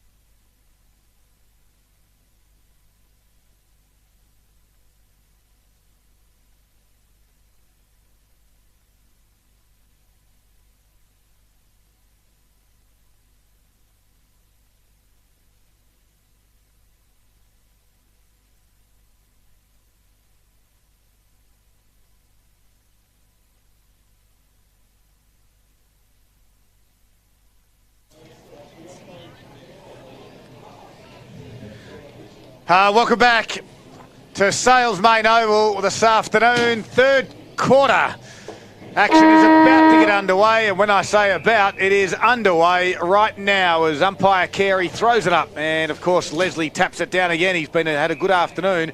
Free kick will go Sale's way for holding the man, and Dowse will be the one to get on the end of this one. Chips it over the top to Leslie. He's going to thump his right foot into open space to Brad Descent. Just got underneath it just ever so slightly. Lang's there, shook a tackle, gave it across to the handball, and a kick around the body from... It is Cantwell, and Cantwell gets his first senior goal for the Magpies, and every player's going to rush to him, and I mean every single Sale Magpie, including the last one who gets to him now in Freeman, and he says, well done, Jack Cantwell. He'd be knackered by now, Freeman, by the time he gets back. But no, Cantwell, he was instrumental in that second quarter, the young fella as well, and a great finish there too, and a great start for Sale. You know what I love about midfielders that run both ways? This is the effort from Lang. He runs both ways. So do the Baldy boys as well. But Lang's effort from that centre bounce, centre clearance, he was in part of that play as well. So it's just that work rate that's going to get Sale there. 30 seconds that took, and it's a 3-point lead to Moe at the 1 minute mark on the McDonald's Gippsland scoreboard. Leslie gets yet another tap. Searches for Lang, can't find that player. Umpire will throw this one up, take two. First goal coming inside 60 seconds for Sale. Couldn't have dreamed of a better start as Prowse punches the ball forward. Lang gets on the end of it, as he so often does. From a standing start, the kick gathers all of 50 metres. Kelty, last line of defence, takes a strong mark and then sums up his options. With the Sale goals 30 metres behind him, he's got a short option to Wood. And Wood takes it, half-back line. He too now looks left-right. There's one through the corridor to Prowse. He just waits that one beautifully, in all honesty, and Prowse wants to give to Baldy and does. Baldy kicks inside forward 50, wanting to respond. They might hear, no, falls to ground. Eden pulls it in. McGuinness goes to ground and he wins a free kick for holding without possession. He's been solid, McGuinness, as well. He's held his own, held his ground as well. Those second-tier players in Potts and McGuinness and others, as you mentioned, last player that kicked the goal in Cantwell, are all contributing well. Leslie leads his opponent to the ball and then gives to Tate, who goes over the top. Nicely done. Tom Glenn for Sale gives it. Will he get another touch at it? He might not. We've got a one-on-one contest now. Belfer, he's dispossessed. Nicely done, Glenn. Gets rid of one, and Wood, a diving Superman-like tackle, just threw him off marginally. Oh, well done. Opening the door up, though, was Cantwell. Can he get another one? No, off the instep of the boot. And it may have gone over the line on the full. It has. The goal umpire assisting the boundary there, and the free kick will go Moe's way. Mulqueen chips it short, finds Riley Baldy. The Lions are under a little bit of pressure. It's a big moment of the game for Moore Bowling Club this afternoon as Baldy comes to the grandstand side, and does he run out of real estate? It doesn't matter in the end, it's marked. This guy's having some game. Jack Leslie, for me, one of the best players on the ground for Gippsland Isuzu Ute. Jack Leslie gets called to play on now, and he kicks it to the shallow pocket. Brad Descent will be the target. Again, just gets underneath it. Nick Licino. Yeah, I've got a little bit of wind. Oh, again? What do you mean? You're not to have egg sandwiches, mate. Like, it's just, and I'm Thanks serious. for the start, ladies. It's the smallest commentary box in the league. We don't need to know that. Boundary throw it inside Sales forward 50. Worked out of that was Descent, and then Prowse kicks it around the body. Nash couldn't complete the mark. Coming through like a steam train with a don't argue. Kick around the body from Daniel Byron's off target. While the build-up was good, the execution at the end was no good. It actually kicked it out of bounds on the full on the other side of the ground. Well, the same applies here. The build-up from Nick was excellent. The execution was no good. Anyway. Look at a boundary throwing out of side. The players even stopped. They thought the siren went. Yeah, well, sounded like a whippersnapper to me. I didn't know what was going on. It was a trumpet. 4 minutes in. That's another solid no for the day. Right. Yep. All inside. Nicely done. Leslie, yet another tap. Being dominant in the ruck, as Scott alluded to. Umpire will ball this one up. 40 metres out. 45-degree angle. Sale continue to apply the pressure. They trail by just 3 points. That's a win. As far as they're concerned, if they're in touch, they're a chance. Lang scoops it off the park, and they've hit the lead again with another contender for a Zambrero goal of the day. I would hate to think how many times we've seen Lang do that over the last few years, where he wins the ball inside his forward 50, but he's able to run straight. and he's just got that electric pace that gets him in that little few extra yardages. He's that good though, and that calm. He kicks goals like that, and that's going to lead the way for this young brigade right now.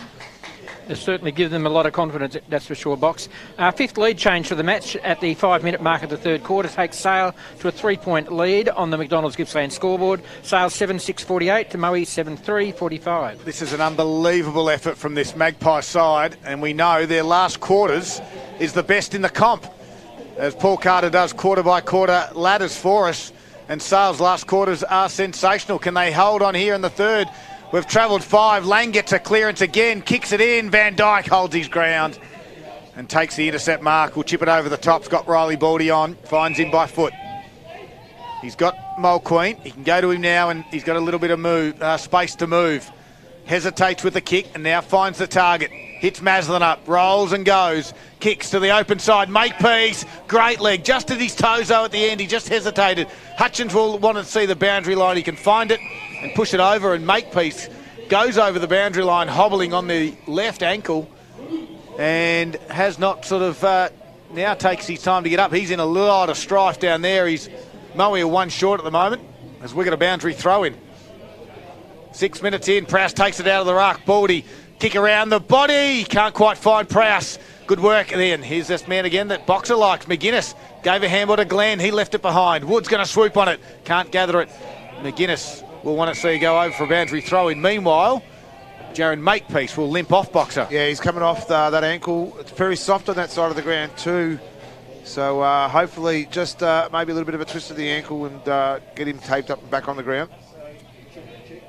Moe into attack, wanting to regain the lead. We've seen a few lead changes today, Paul Carter. 5 in total, Poppy. So 5 already, and Moe wanting to arrest the lead again. They trail by 3 points, but they're into attack inside their forward 50. Tarzine will lead the way, hotly pursued by Freeman. Freeman gets rid of him almost too easily, and it was nicely done by Hutchins, but his kick was smothered, goes over the boundary line, touched before it hit the other side of the line, so therefore a boundary throw in. 40 metres from Moe's goals, kicking to the right of Radio. The ground now bathed in sunshine. We played 7 minutes of this third quarter. Prowse in the front spot, over the shoulder, will win the free kick. As Leslie's given away his first indiscretion of the afternoon. He tried to steal 2 metres as well. No, the umpire should call him back. He's not going to either. As soon as he gave the free kick away, Leslie knew what had happened, and he took 2 giant steps. The free kick should be where the umpire's standing. So Prowse will have the shot. An important one too. He's side trail at the moment by 3 points. Yep, the Magpies are in front. Moe's taking on this Magpie side who are undermanned. This is a big moment of the game. As Prowse comes in, the ruckman, Chris, on its way, gets underneath it, works its way back, not going to make the distance in the end, and standing tall was the forward come the defender, Freeman, for the Magpies. Good mark. He's been solid down back. He's very, that experienced head behind the ball has been very good for Sale this afternoon. Outlet kick looking for McGuinness, can't complete the mark, has to go again. Balfour with a head over the footy. Byron comes into tackle. We've got a ball up 49 metres out. Still a 2-point game down the road at Morwell, 19-21, one Thaggy's way. And as we just said that then, Morwell have just kicked the goal by the look of it to put themselves 5 points ahead. Moe go forward now. They'll kick to within 30 metres of their forwards. Thumped down by Baldy. Pressure of Sale stands strong, and the umpire will take control again. Was that Hester at the bottom of it? Scud, thank you. Ball up. Leslie, tap behind, tries to clear the area. Coming through nicely there was Byron. Danced around a couple, look at this, and kicks to open space. And Jack Cantwell, who's been busy, he's got room to move. He runs 15, he kicks 40. I reckon he's got the sit. Campbell. Wow, Campbell. He's done it before, but he couldn't do it again, and the ball spills off hands and over the boundary line. He positioned himself beautifully for a mark just metres out, and he couldn't execute. Yeah, the kick was perfect then again by Cantwell. He's having a purple patch this third quarter at the minute. Campbell was just he timed it beautifully. Yeah. It was just, he'll have a nightmare about that tonight. Yeah, he will. He'll want that one back. But they get the chance. They've got a stoppage inside forward 50. Taking the ruck is Russell. He taps it down. Baldy's there. He's got one arm pinned from Dowse. Not going anywhere on that occasion. And we'll ball it up. Game on here at Sales Main Oval this afternoon again. Russell does the ruck duties. No one really tapped it out. Baldy fights again with Prowse. This time just shuffles it forward. Taint with a clean pickup. Gives a handball back to McDonald. Gives it back to Taint. Little quick kick. Does it land in the lap? It does. Touch play on, said the umpire. As Russell took the mark. Boxer wants him to get a goal. Yeah, I do, and I was hoping that this was his time to really get that one back that he missed in that first quarter. Prowse with the ruck duties. This time Prowse taps it down. Baldy tried to crash through. Head over the footy there was Byron. Working hard as Van Dyke as well. Dowse not going anywhere. We'll do it again. Poppy, you can clear the area. Well, I'll see what I can do. I normally play outside. I could clear the area if you want. Yeah, well, you could clear the area. Give me The way you're going, you can clear the city. Tell you what, Kryptonite's got nothing on you. Sit down, please. Sail into attack. That's all right. Point it towards the door. Thank you. So just 20 metres from goals. The grandstands. I'm not joking. I'm glad that you can't you can only listen on radio. If you use some of your other senses, you'd be running out of the room with the radio. Here we go. The ball, nicely done. Lang, quick kick. Can he get goals? He can't, but he keeps the ball in the area, as he so often does. He does it beautifully. Moe, stand up nicely. Prowse tries to clear the area. Tell you what, there's no room to move out there at the moment. We've gone 11 and a half minutes of this third quarter. Sale 7. Oh, truly, I've got to get out of the office. 7-6-48. Moe a 7-3-45. And we've got another stoppage occurring because the pressure's on. The umpire's just going to let it go or pay the free kick, and they're going to pay a free kick here.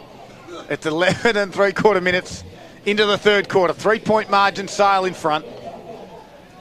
Free kicks, welcome back, Poppy. Oh, Trent Baldy. You've got to see a doctor. Goes to Brock Smith, gives a handball to the runner in Van Dyke, has one bounce. Outlet kick towards the target, nicely done in Warren Hester. And Hester goes inboard. Does he find Mulqueen? He does. And Mulqueen, just the slow play from the Lions. That kick is to no one in particular. Someone, Butcher, says, I'll grab it, I'll take it. Gives it to Taint, who gives it back to Butcher. Baldy stood up in it. Wood come off second best there. Wood gives it up, Baldy gives it across to Van Dyke. Right foot, he's going to the top of the square. Eden in the front spot, couldn't complete the mark. Now Sale come in, this time through a near. Coughed up the footy. Blackshaw grabs it, puts it through. And the Lions, missed it. From Wow. 15 metres out under pressure, missed the goal. It's a minor score. 2-point lead to Sale. We've played almost 13 minutes in the third quarter. The McDonald's Gippsland scoreboard has Sale 7-6-48, Moe 7-4-46. Freeman plays on from full-back, straight down the guts of this Sale oval, and Lang reads it beautifully. Here we go. Takes one bounce, takes two bounces. Oh. He could take three, or he can kick from 50. He kicks from 50! Beauty! Shannon Lang! The Zambrero goal of the day. That was Lock it away. You know when they say cream rises to the top? Well, this guy could actually manifest about 40 cappuccinos the way he's going at the minute, because he read that. He just swooped on that. Yep. In the middle of the ground, he's ran 30 or 40 metres on the run, full tilt, and kicked it from 50, and it carried goalpost height. So what a brilliant goal. What a brilliant quarter by Lang. And taking Sale now to an 8-point lead at the 13-minute mark of this third quarter. McDonald's Gippsland scoreboard, Sale 8-6-54, leading Moe 7-4-46. Well, this is shaping up to be a great game of football on Saturday afternoon, and they go back to the middle again. And the two ruck go at it. Prowse somehow got it out to Baldy, who kicks around the body, high to centre half forward. Front spot, Balfour. Free kick might be go towards Balfour. He was just held. And Balfour now, too far out to score, you'd think. There's a bit of room inside forward 50 there that Someone's willing to work to it. back onto lead. They go short. Does it find the target? It does. Thomas Blackshaw, a diving, rolling mark. And now Blackshaw needs to take his moment, take his time, and get the Lions back, because they've struggled. They haven't kicked a goal this quarter. We've gone 14 and a half minutes. Sales kick 3, and they led it by 8 points. Undermanned Sale side this afternoon as Blackshaw comes in for the Lions, directly in front, 40 metres out. Underneath it working its way back. Doesn't quite make the distance. Play onto the umpire. Freeman gives it though. Picked off by Wood. Wood gives it to Makepeace. Snap around the body on the left. It goes straight up and down. Not going to make the distance. They're going to rush it through the Magpies? No. They're going to hold on to it, does Butcher. And the umpire will ball it up. Just the way this ball's holding up, I'm noticing the flag still favouring left of radio, the way Sale's going. So they'd want to at least maintain this lead. You'd expect Moe to come home with a rush last 30 minutes. They're forcing the issue as we speak, though, inside forward 50. Just metres from their goals. At the bottom of the pack was Benny Danaher. He took ball, he got taken, and now umpire takes ball from that was taken. Nicely done, good work. Wood, bottom of the pack, and he feed it out. Can he find a teammate? He cannot. And nicely done. A quick handball from one to the other. Jake Hutchinson to Johnny Butcher. They go towards the outer side of the ground, but it was a good take in the end by Blackshaw. So just forward of left half forward flank, still 60 metres from home. Blackshaw kicks to the danger zone. Can he get a winner? No, he can't. Lang stood in the danger zone, took a strong mark. So he's doing it at both ends of the ground. Nick Lucchino alluded to that previously. He works hard and now he goes towards the outer side where he's got a runner. Yeah, Dowse is that runner. And he takes off and he kicks to half forward. He's got a player on. That player is Cutler. Can't mark because coming off and taking another intercept mark is Kelty.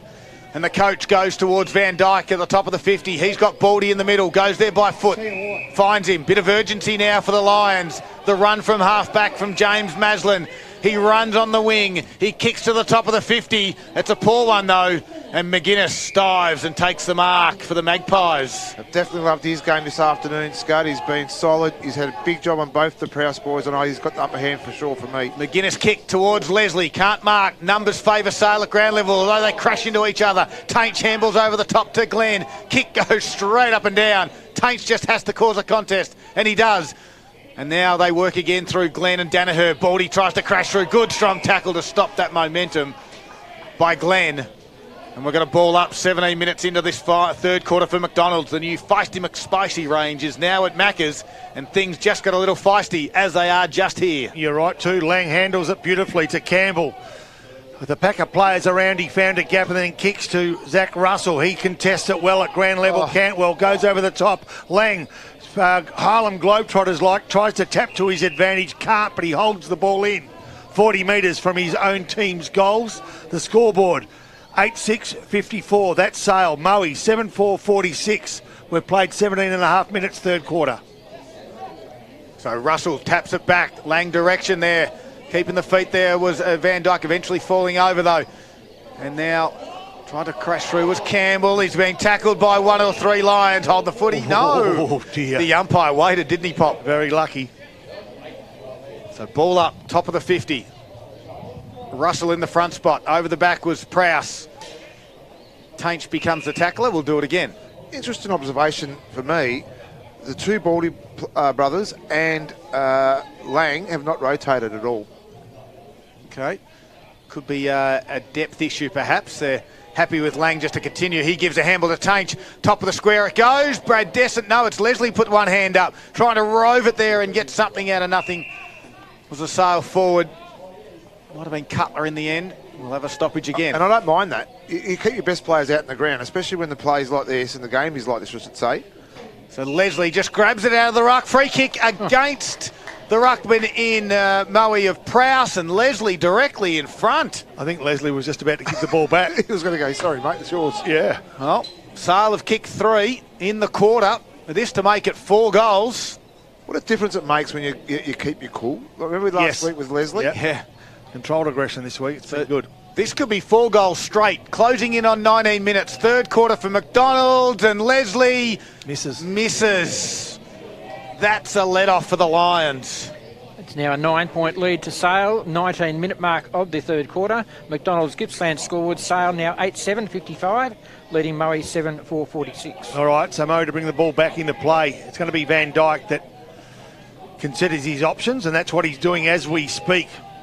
You just heard from Paul Carter, the margin still favours the home side as Van Dyke finds Danaher and then gets it back in the old 1-2.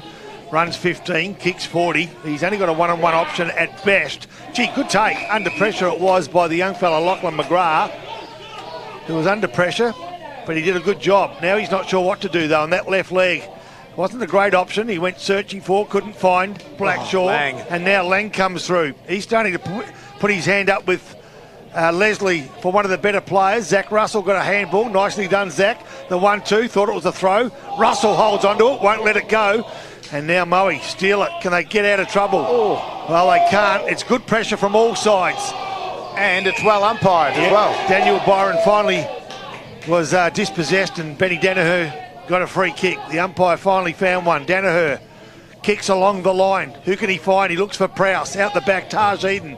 Overrun it. McGuinness, nicely done. Keeps the ball in play. And the end of it was Tom Glenn. He's been busy. Since Nick said he wasn't playing, he hasn't stopped playing.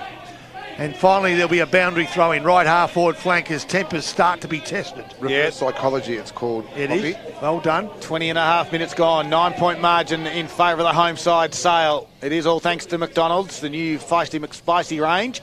Ball at ground level. Handball there was from McDonald. That's Kai McDonald. Eden works hard at ground level as well. Little tap forward. Dustin Blackshaw works. Eden goes back again. So does Josh Butcher. Lots of numbers around at stoppage, half forward flank. 21 minutes gone. Into the third quarter, Sale kicking with a breeze. Although it hasn't really affected too many shots on goal, so it might not be favouring one end as much as what we think. Trent Baldy handballs over the top to Wood. He then tries to take on Mitch Dowse. They're going to run out of the room, although before that the umpire said my ball. Umpires have been good today. They've been very good free kick count. This quarter at 6-3 Moe's way. Yep. In total.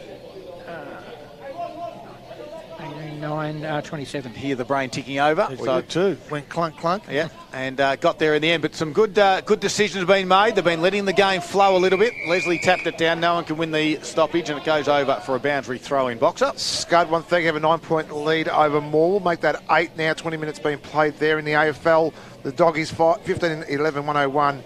For the Dockers, 10-6-66. Closing in on 4 o'clock. What time's the big game downtown? 4:40 or we go. 4:45, thereabouts. We'll be there by half time. Yep. Catch the chopper. There's a lot of people at the G at the moment. There too. Just got a message here from Gavin Blair. All right. Go, Dusty. On your Blairy. Well, we'll get a stoppage back here at the Sale Main Oval this afternoon. This is Gippsland Live on TRFM. Great to have your company. Byron was there, handles over the shoulder. Picked off, though, by Haywood. Kick was smothered. Good tackle on Baldy. Ball in dispute. This is lifted a level now. Lang comes in. And you sense the sense of urgency in this Moe side. They want something before three-quarter time, you'd think. And we've got another stoppage. Leslie with a big tap to clear the area. Lang just had a little bit of a toe poke, and then Haywood tried to gather it for the Lions. Balfour does well. Handballs to open space. Nash was there. Barrels one back towards the top of the 50. McGrath stands. Leslie spoils. Chop of the arms. Free kick. McGrath's way. So McGrath from right half forward flank, left leg to within 15 metres of his team's goals. It's all Sale, and the front player there, or the player in front, was Jared Freeman. Took the easiest of marks. Sun in the eyes was his biggest opponent as he comes grandstand side. Found his teammate, Kai McDonald, in my blind spot, but he played on perfectly. Went searching for Desson. Desson got ball, couldn't find teammate. Sale have lifted, no question. They're fighting beautifully. Yep. Oh. And the umpire will take control right in front of our commentary position. Just repeating those scores at the 23.5 minute mark. Sale 8-7, Moe 7-4. So Leslie tried to tap down. Brock Smith, and then just ripped out of there. Oh, Campbell did very well to rip it out of Smith's hand. He did. He picked his pocket. Umpire was just a little bit too close for him to get away with. Key stats, Paul Carter for Gippsland Ozuzu Ute. Player-wise, this quarter, who's been on fire? Lang? Shannon Lang, 9 disposals this quarter. Riley Baldy, another 7. So 24 minutes gone into the third quarter. Sale lead it by 9 points. They've kicked 3 goals to Moe's none. And Moe's only managed 1 behind for the quarter as Lang gets a free kick as he was trying to run away from this stoppage. He's on centre wing. He's going to wheel and go. He's going to thump the right foot into it towards Russell. He's going to fly. Declan Kelty got one hand in it, then won the footy and gave a handball to Smith. Outlet kick is nice. Over the top, though, of Maslin's head. Closing his Butcher. Maslin handballs across to his teammate, and that was Gold, who had to soccer it off the ground. He'll want the boundary, and he finds it. And we've got a boundary throw in out of side. That's the fourth time this quarter they've found Kilty in their forward 50. So they've just got to make sure they actually lower the eyes and make sure they're keeping the ball away from that superstar, because he's just going to keep intercepting the way he has. So at the moment, Sale are yet to score a goal in this. In fact, Moe are yet to score a goal in this quarter. And they've pulled themselves from the depths to a match-winning position if things go their way in the last 30 minutes. But certainly a game in our hands, no question about that. Ball thrown back inside 50. Prowse got tapped down. I reckon the umpire will assume control again of this one. Top of the 50 it is, 25 and a half minutes gone. Big moments for the Moore Bowling Club this afternoon. The limited time, 6th tap is Better Beer. Make sure you head in and see the Moore Bowling Club. Pot and Palmer's on as well. And we have another stoppage here at Sale. Of course, it is Gippsland Live on TRFM. We've got a game on in around 10. We thought Moe might be easy winners, but this Sale side at home, as they were a couple of weeks ago when they took on Wonthaggi and got the win, they are hard to beat. And that's proven the case. Boundary throw in now, still in the same spot as a minute ago. Tap down, rove beautifully by Byron to kick around the body. Campbell's deep in the pocket. He lets it go on Smith. And now we've got another boundary throw in, right up hard against the point post. Sale's end of the ground. This is Rob Popplestone on TRFM. Deep in the red time, only a few goals scored in this quarter, all to the home side as the big fella Zach Russell got the tap. Taints around the body, he's going to be deep into the pocket. Can he make ground? Can he take a mark running with the flight of the ball? He can! Yep. Josh Butcher, nicely done, goes inboard to Taints. He gave ground but opened up the angle, so Taints now, this will test him. Yep. He'll kick from 45, he wants to get rid of it. It could be the last opportunity to score before three-quarter time. His side leads by 9. It could be 15. This would be handy. So Taints now from outside 50. He'll kick right on the line. He does. He goes to the dangerous top of the square. Coming to the ground. First player there. Who's it going to be? Campbell fighting hard. Also, Jake Simic was in there. Lending a hand. Campbell threaded out. Back to Taints. A kick around the body. He's offline. 10-point lead to Sale, and in the shadows of three-quarter time, 27-minute mark, they are 8-8-56, Moe 7-4-46, and that's on the McDonald's Gippsland scoreboard. As the shadows start to roll across the nest here at Sale, Van Dyke goes to the other side of the ground where all the players came to this side, and Danaher sweeps a handball out wide to Brock Smith. He'll deliver out wide in front of Maslin. He's got some space in front of him, but closing quickly is Hutchins. Well done. Because Maslin was away if the ball had sat for him. Hutchins made a play to come off his opponent. He had to make a contest on the footy to kill it, and he did. And now he rolls back in his defensive 50 to man up as the boundary throw-in occurs. 28 minutes gone, third quarter. Front spot there was Leslie. He taps it straight down. Goes Lang to work. Twisting, turning, come back. It looks like Hayward's been running with him all quarter. Kick goes down the line. Good pick up off the toes by Russell. To Tainch under pressure. Holding the footy, ran down from behind. And Riley Baldy has it now. Half-back flank for the Lions. A little chip over the top to Danaher. So Danaher, the centre of the Sale Oval goes. Gives off. Can he find a teammate? He can. Nicely done. Tim Golds. Inside 50, Johnny McGuinness. Been good. Playing solid defence. Looks to the left, the right. And says to the umpire, I reckon the man on the mark's crept a few metres. They just need to wind this clock down now. 28 and a half minutes gone. Wouldn't expect too much more time to go.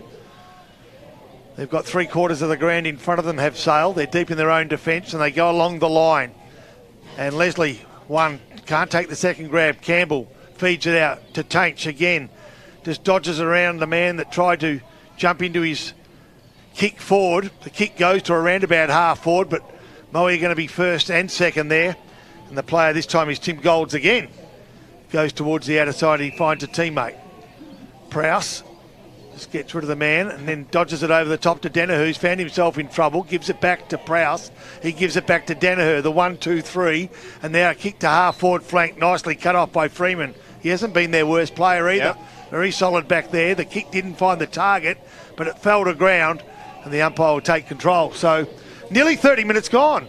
3/4 of football and only 10 points separating two sides, both desperate for a top 5 spot. Yeah, they lead by 10 as the pull-up occurred. Now we've got a boundary throw-in on the outer side, so can't be too long to go. That movement of Freeman down back's been perfect for Sale. Just that experienced head down back. He's got McGuinness. You've got the young brigade down back with him too, so he's really led the way.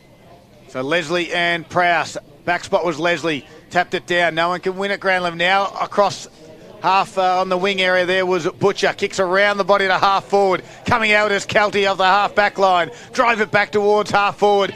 Jacob Wood was there. Took on the tackler, holding the footy. And the free kick's going to go the Magpies' way. Was it McDonald? And it is Finn. He goes out wide. And he finds Paddy Tainch, who just wants to slow things up now for the Magpies. And they're going to take the 10-point margin, you'd think. 12 disposals. And to the 3/4 time siren, Paddy Tainch, Paul Carter. There was 12 disposals to him that quarter. Very good quarter by Paddy Tainch, and the Magpies experience a standing tall. 3-0 in the quarter. They trailed by 9 at the half, and now they lead it by 10 with a quarter to go. We've got game on.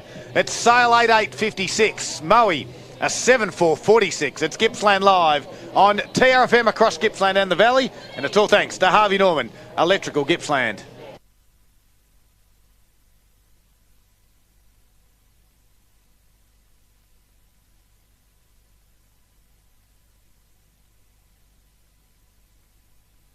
It's the Gippsland League top 5 for round 9.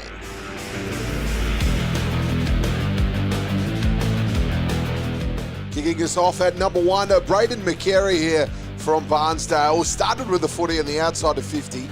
It went into the contest. He follows all the way up, gets front and centre here, receives the handball, and then snaps it on the tight angle, kicking a great Trying goal. to be a teammate. McCary from the pocket has kicked an absolute blinder. If you don't mind, the Zambraro goal today is done and dusted. Coming in at number 2, it's Cooper Harvey here from Barnsdale. Rain is absolutely pelting down, tough conditions for footy. He swoops in, picks it up like it's dry, kicks it around the corner and scores a great goal. Not tell me they've made it. I reckon they have. It could be Cooper Harvey who made something out of nothing. Raspberry Jam out of Big Pooh, and Bensdale have hit the scoreboard again.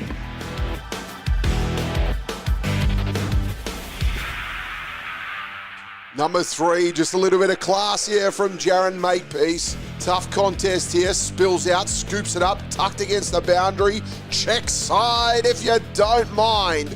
Threading the needle and kicking a great goal.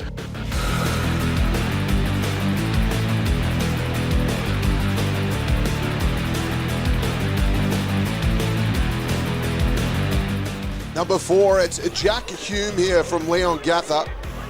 Goes the old 1-2 in the middle of the ground, sprints away from the pack, then unloads on the edge of 50, going all the way home.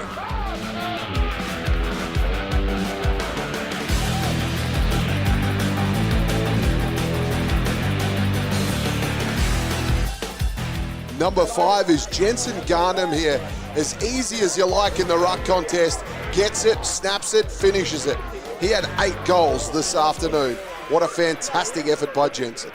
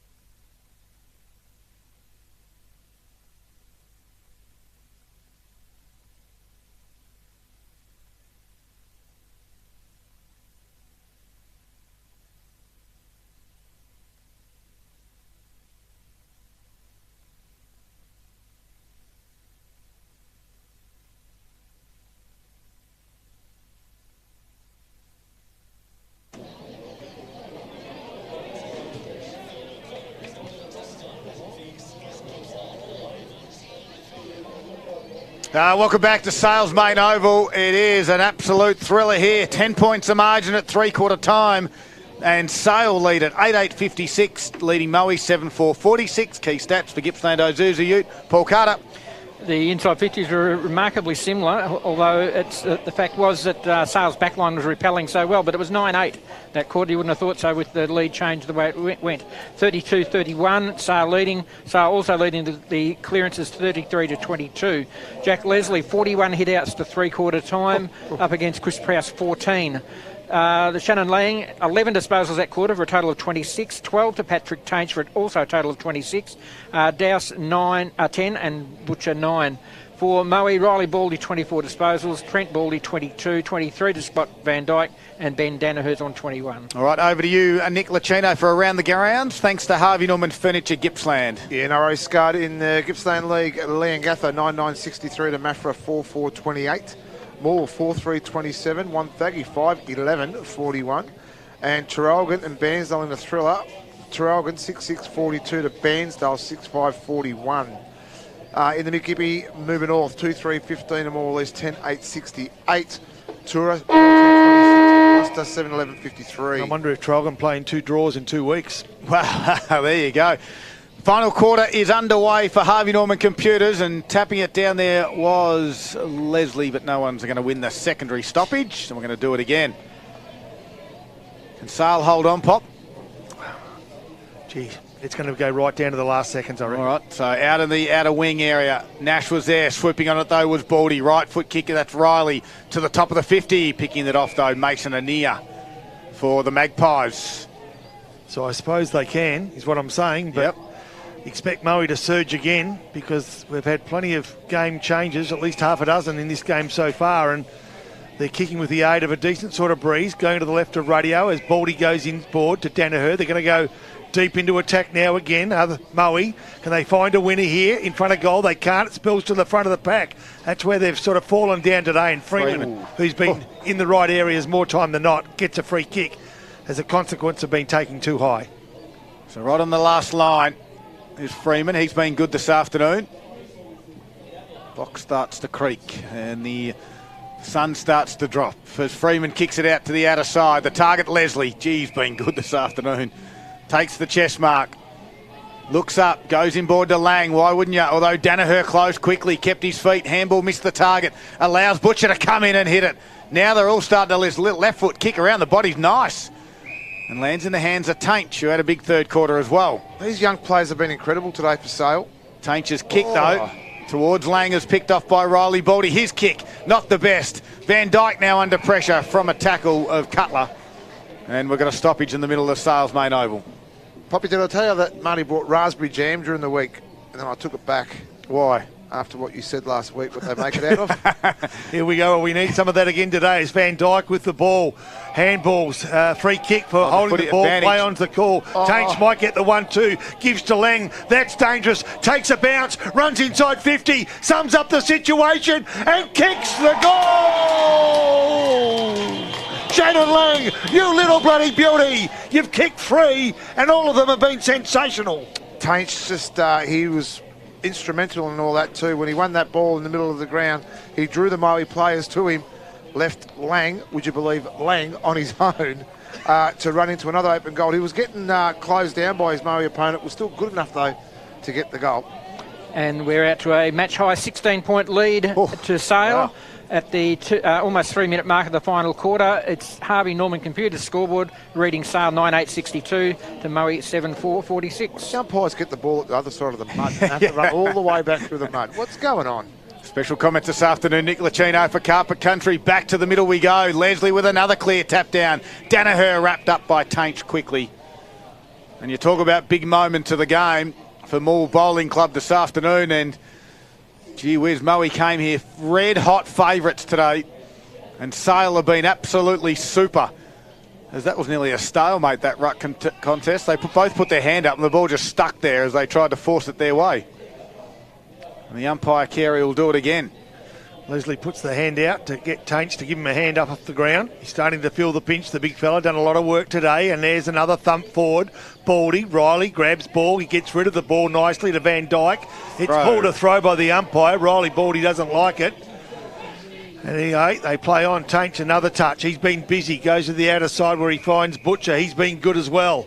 He'll want to play on. He kicks to the top of the centre half forward area. It goes out the back of the pack, well roved, and they ease the pressure. Makepeace, I think, kicks to the advantage, but it's all Sale. The player with the ball will be Hutchins.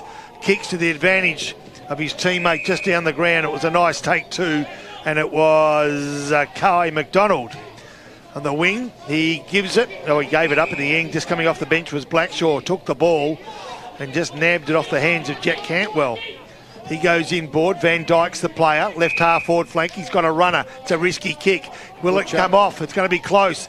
It does come off, and now they've got some room to move, and off they go out of sight of the ground. Haywood over the top to Nash. Nash has a bounce and now gets the half forward. Drives it deep inside. It's going to skid. Is it going to go through? No, McGuinness, who's been good as well, gets a fingertip on it, rushes it through 4 minutes in.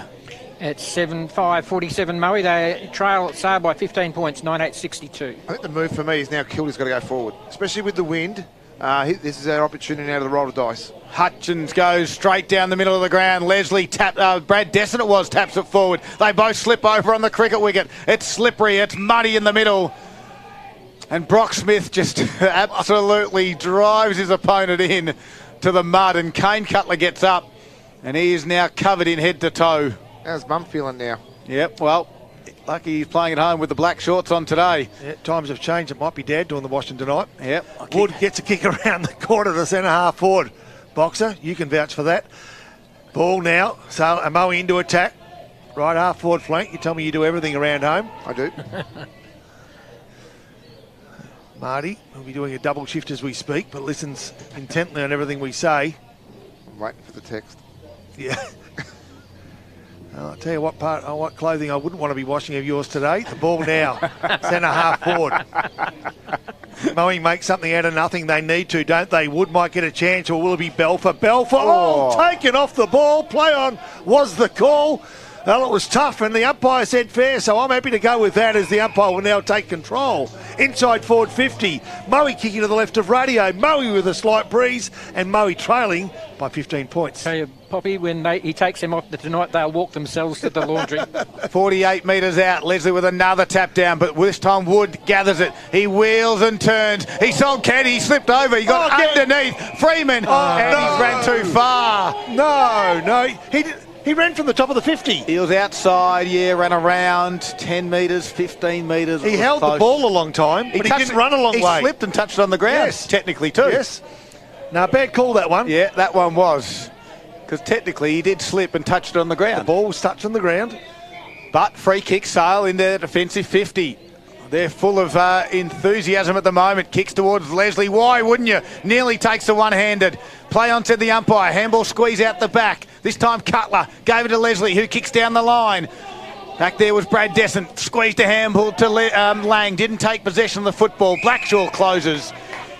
They stack on top of each other, and the umpire will ball it up half forward flank. Tell you what, Lang and Riley Baldy, they'll sleep well tonight. Yeah, they will. They have ran both ends of the ground all afternoon. Wood's gone to Lang now at the stoppage. Prowse taps this one down. Baldy with a tackle in the back to Mitch Dowse. Free kick. I think the umpires have been good today. They have. And I know Moe might not like it, but thumps the kick into there was Dowse, and then taking the strong mark was Brock Smith. Can go to Van Dyke at halfback. He does, and Van Dyke needs to take the chance. He does to Riley Baldy. He can play on now as his opponent on the mark slipped. That was Mitch Dowse. Goes to centre half forward. Good take. Kelty's been moved. Good call. Nick Lucchino, left foot kick. Sloppy tumble punt. Gets within 20 metres. Johnny McGuinness cuts it off. The handball poor as well, but Sale have got the numbers, and they come grandstand side. They need to find Big Jack Leslie here. They don't, but Leslie finds his opponent and holds the ball in. I just love the risks they've taken, Sale, as well. They're happy to take those small risks in their defensive 50, It's been a key attribute for him since about halfway through that first quarter. Well, you think Sale goal next. It's hard for Moe to win. Moe goal next, game on. Moe desperately trying to keep the ball in the area. Nicely done. A handball under pressure from Daniel Byron. It's cut off. Van Dijk around the corner. Top of the square. It might go out the back. It does go out the back. This is a goal. Surely it is. And it comes from that man, Benny Danaher. The game's alive again.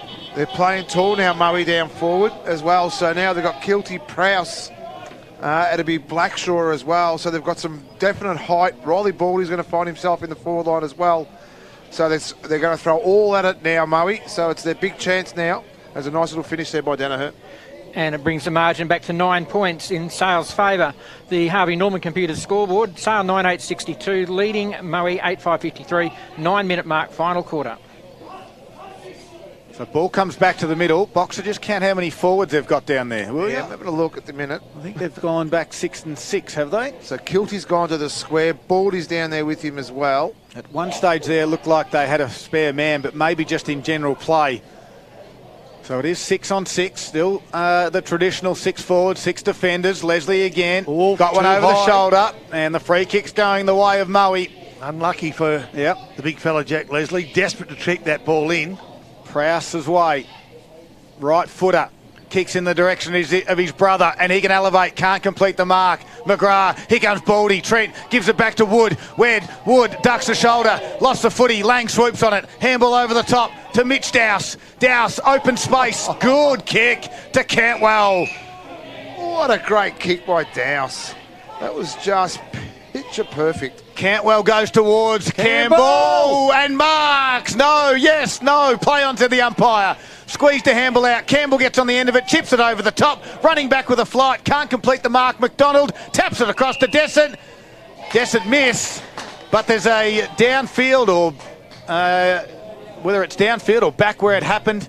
McDonald got hit after he kicked it and will have a shot on goal. So the response could be swift from the Magpies. Yeah, Golds was late then too. He hit him high. It was unlucky. The handball didn't go find its mark in Dessert, but when he snapped, he did miss the goal as well, so they're lucky to bring it back. So Kai McDonald, tight angle, kicking towards the hospital end of the ground. The netball court, end of the Sale main oval. He's side lead it by 9 points, and the response is very good. And McDonald puts it through, and the margin's back to 15. You've got to have a little bit of luck, don't you, in footy? And I think that was luck because, like I said, Dessert had the advantage, and the umpire was quick on the whistle. So good things come to those like that at times, and it did that time as well. So a nice little response then from Sale. They just really need to hold their heads here right now after playing 11 minutes. As Darryl said, the lead is Sale's at 15 points at the 11-minute mark of the final quarter. The Harvey Norman Computers scoreboard, Sale 10.868, leading Moe 8.553. So they've been courageous, have Sale, and they've been rewarded for that courage in taking an opportunity, playing to advantage. Their disposal was great under pressure, and that all resulted in a much-needed goal. The game's still alive, make no question about that. It's 11 3/4 minutes gone. And as you heard from Paul Carter, the margin is but 3 goals. Well, a little less than that, but Moe need to kick 3, you'd imagine. Can they do it? Prowse kicks the ball forward.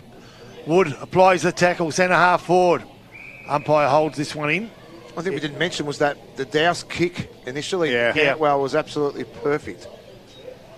Leslie, Prowse, Leslie's got front position. Leslie gets another tap. Questionable, but I'd give it to him. Went the way he was aiming. Lang, handball, round the body. Off they go towards the boundary. Races on. Belfer, first player there, gives ground. They keep possession. Keldy kicks inside 50. Baldy at the back. Can't whip it off the top of the pack. Fights hard to keep it in. Can't beat the boundary though. And there'll be a boundary throw-in. Intersection of forward 50 and boundary. Outer side of the ground. Moe kicking to the left of radio. And as we mentioned, with a slight breeze. Not having a huge impact though. Now it's Prowse again. Leslie, back of the pack, read it beautifully. Kick towards touch. The race will on. Who'll win the race? Will it be boundary? Will it be player? It's boundary.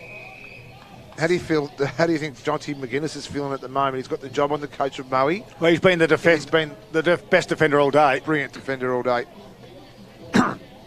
So you put the best defender on the dangerous forward. They've got a boundary throw, but Leslie just grabs it out of the ruck again. I've got a sense if they win the game, we might be talking to him. Over the back, goes to Cutler, 48 metres out, wobbly kick, read by Blackshaw. He's now gone back for the Lions as Thomas Blackshaw. Outlet kick, though, is under pressure for Van Dyke.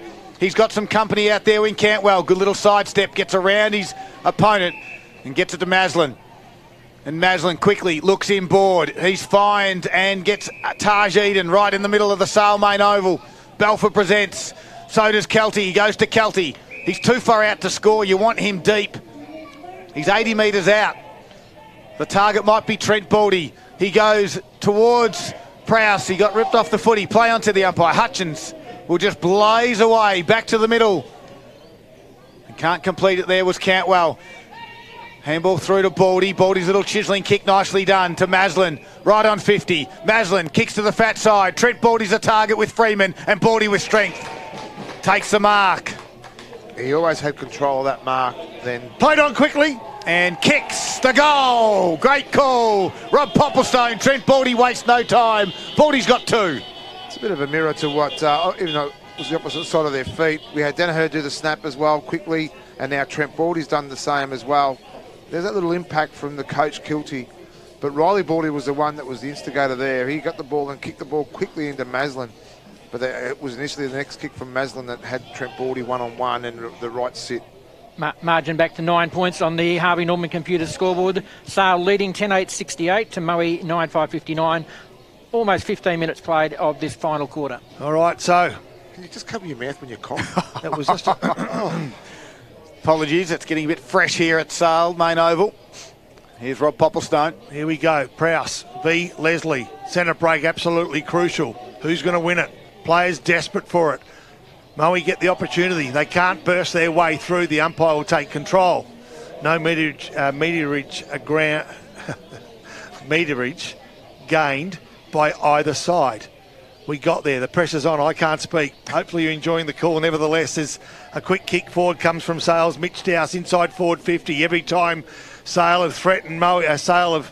I give up here. Response. Butcher. Truly. And we're going to boundary throw in. On the outer side, James Maslin was happy to see it go over it. Drink of water's Probably what I needs a need. drink. 15 3/4 minutes, final quarter for Harvey Norman Computers. Big clearance is on now. The latest mobile and audio tech price to clear. And this is a great game of footy. 9 points is the margin. It's going to come down to the wire, you'd think. Next goal, super important. We're at the attacking 50 for the Magpies. Lang is there, runs away from Danaher, gets a handball out to the teammate, kick around the body, goes in the direction, but there is Baldy. Took on one. Now, top of the 50 he goes with a clearing kick out to the open wing area. Hutchins just shins it, and it goes forward. It might even be Mason Anir. It is. He's got three to beat. He goes to ground. Makepeace gives it back to Baldy. Baldy wants the right foot. He kicks around the body high. Kilty will be the target, and they'll descend on him and spoil strongly and find the boundary line. And Freeman and McGuinness, good job. It was great work there by Freeman as well. He was actually finding himself coming off the ground where he had to jump into that contest and support young Jonty McGuinness. Boundary throw in. 17 minutes gone. Final quarter. Leslie again with a tap down. Nash runs onto this one, then left it behind, and Lang said, I'll take it, and I'll kick it a half forward. The target is Russell, although going back was Mulqueen, who just cramps. And now goes short to Van Dyke. They'll hold on to it here, the Lions. Baldy's the target, the kick's too strong, over their head. Has to work hard at ground level is Simic. Goes to ground. Blackshaw handballs over his shoulder to Belfer. He handballs to no one at all. McGuinness is back there. Good little pick-up. Kilty wraps him up in the tackle. And now Lang is in the middle of the ground, cramping, as you'd expect, Boxer. Yeah, it is. It's been one of those games, and the heavy conditions aren't going to help either. And he hasn't stopped, though. That's the problem. Yep. Lang. And they need him right now. They do. Prowse beaten to the ball. Leslie grabs the ball. His kick smothered off the boot will threaten centre half forward. A favourable bounce opens the door, but only momentarily, because Van Dyke comes in, closes the door, and then surges out to the front yard. They go long to Moe. Kick to within 50. Back of the pack. McGuinness keeps it 50-50 ball. Kelty runs away. Left foot kick. Top of the square. Can they find a winner? They can't. Thump to the front of the pack. They get another go. Good tackle or taken high. Oh. Wow. Good tackle. That's a great drop call. of the ball. Great call by the umpire. They've been consistent with that all afternoon. He had Have the no time. problem with that. Yep, Chris Bryan. Here's the free kick. Boxer, you got a score for us? In the Gippsland League, it is not over yet, is it? No, it's a 1 point lead to Traralgon. So out of side, far side it is Leslie. You look like one of those Kicks people that are forward. with a politician who do all the things for the deaf people. Scores a level in that game, Boxer. It's level. Oh, it is now. As the It wasn't what I said it. we'll work on that in a moment. My directions was good. Boundary throw in out of side. Leslie grabs it out of the ruck, kicks around the body. We've said that a few times. Trying to tap it on was Dowse. Baldy, though, says, I'll grab it, give it to Balfour. Oh! And great tackle by Andrew Campbell. He tackled two Lions players. A quick kick by Makepeace, top of the square. Kelty can't complete the mark. McGuinness does well. Kelty shoveled it through his legs. And I tell you what, Baldy's kicked another one. Declan Kelty, take your hat off. He shuffled it between the legs as he didn't complete the mark. The Sale defenders closed on Kelty, and they left Trent Baldy all alone in the goal square for another goal. He's kicked three. Yeah, I don't want to be a stick in the mud, Pop. I reckon that was just Almost a throw. I Yeah. would believe it was Yeah, nearly it a was throw. close. But anyway, he's done what he's needed to do down forward so far, Kilty, and he's set up another goal. 3 points the difference at the 19-minute mark of the final quarter. Sale ahead, 10-8-68 to 10-5-65. Harvey Norman Computer scoreboard. It's only a throw if it comes off the ground. PC, they've got Bairnsdale's having a shot at goal here. The scores are all tied up down there in Traralgon at the minute, and we've been playing 22 minutes. Let us know what happens there, Boxer. And he has missed. He's just gone to the right there.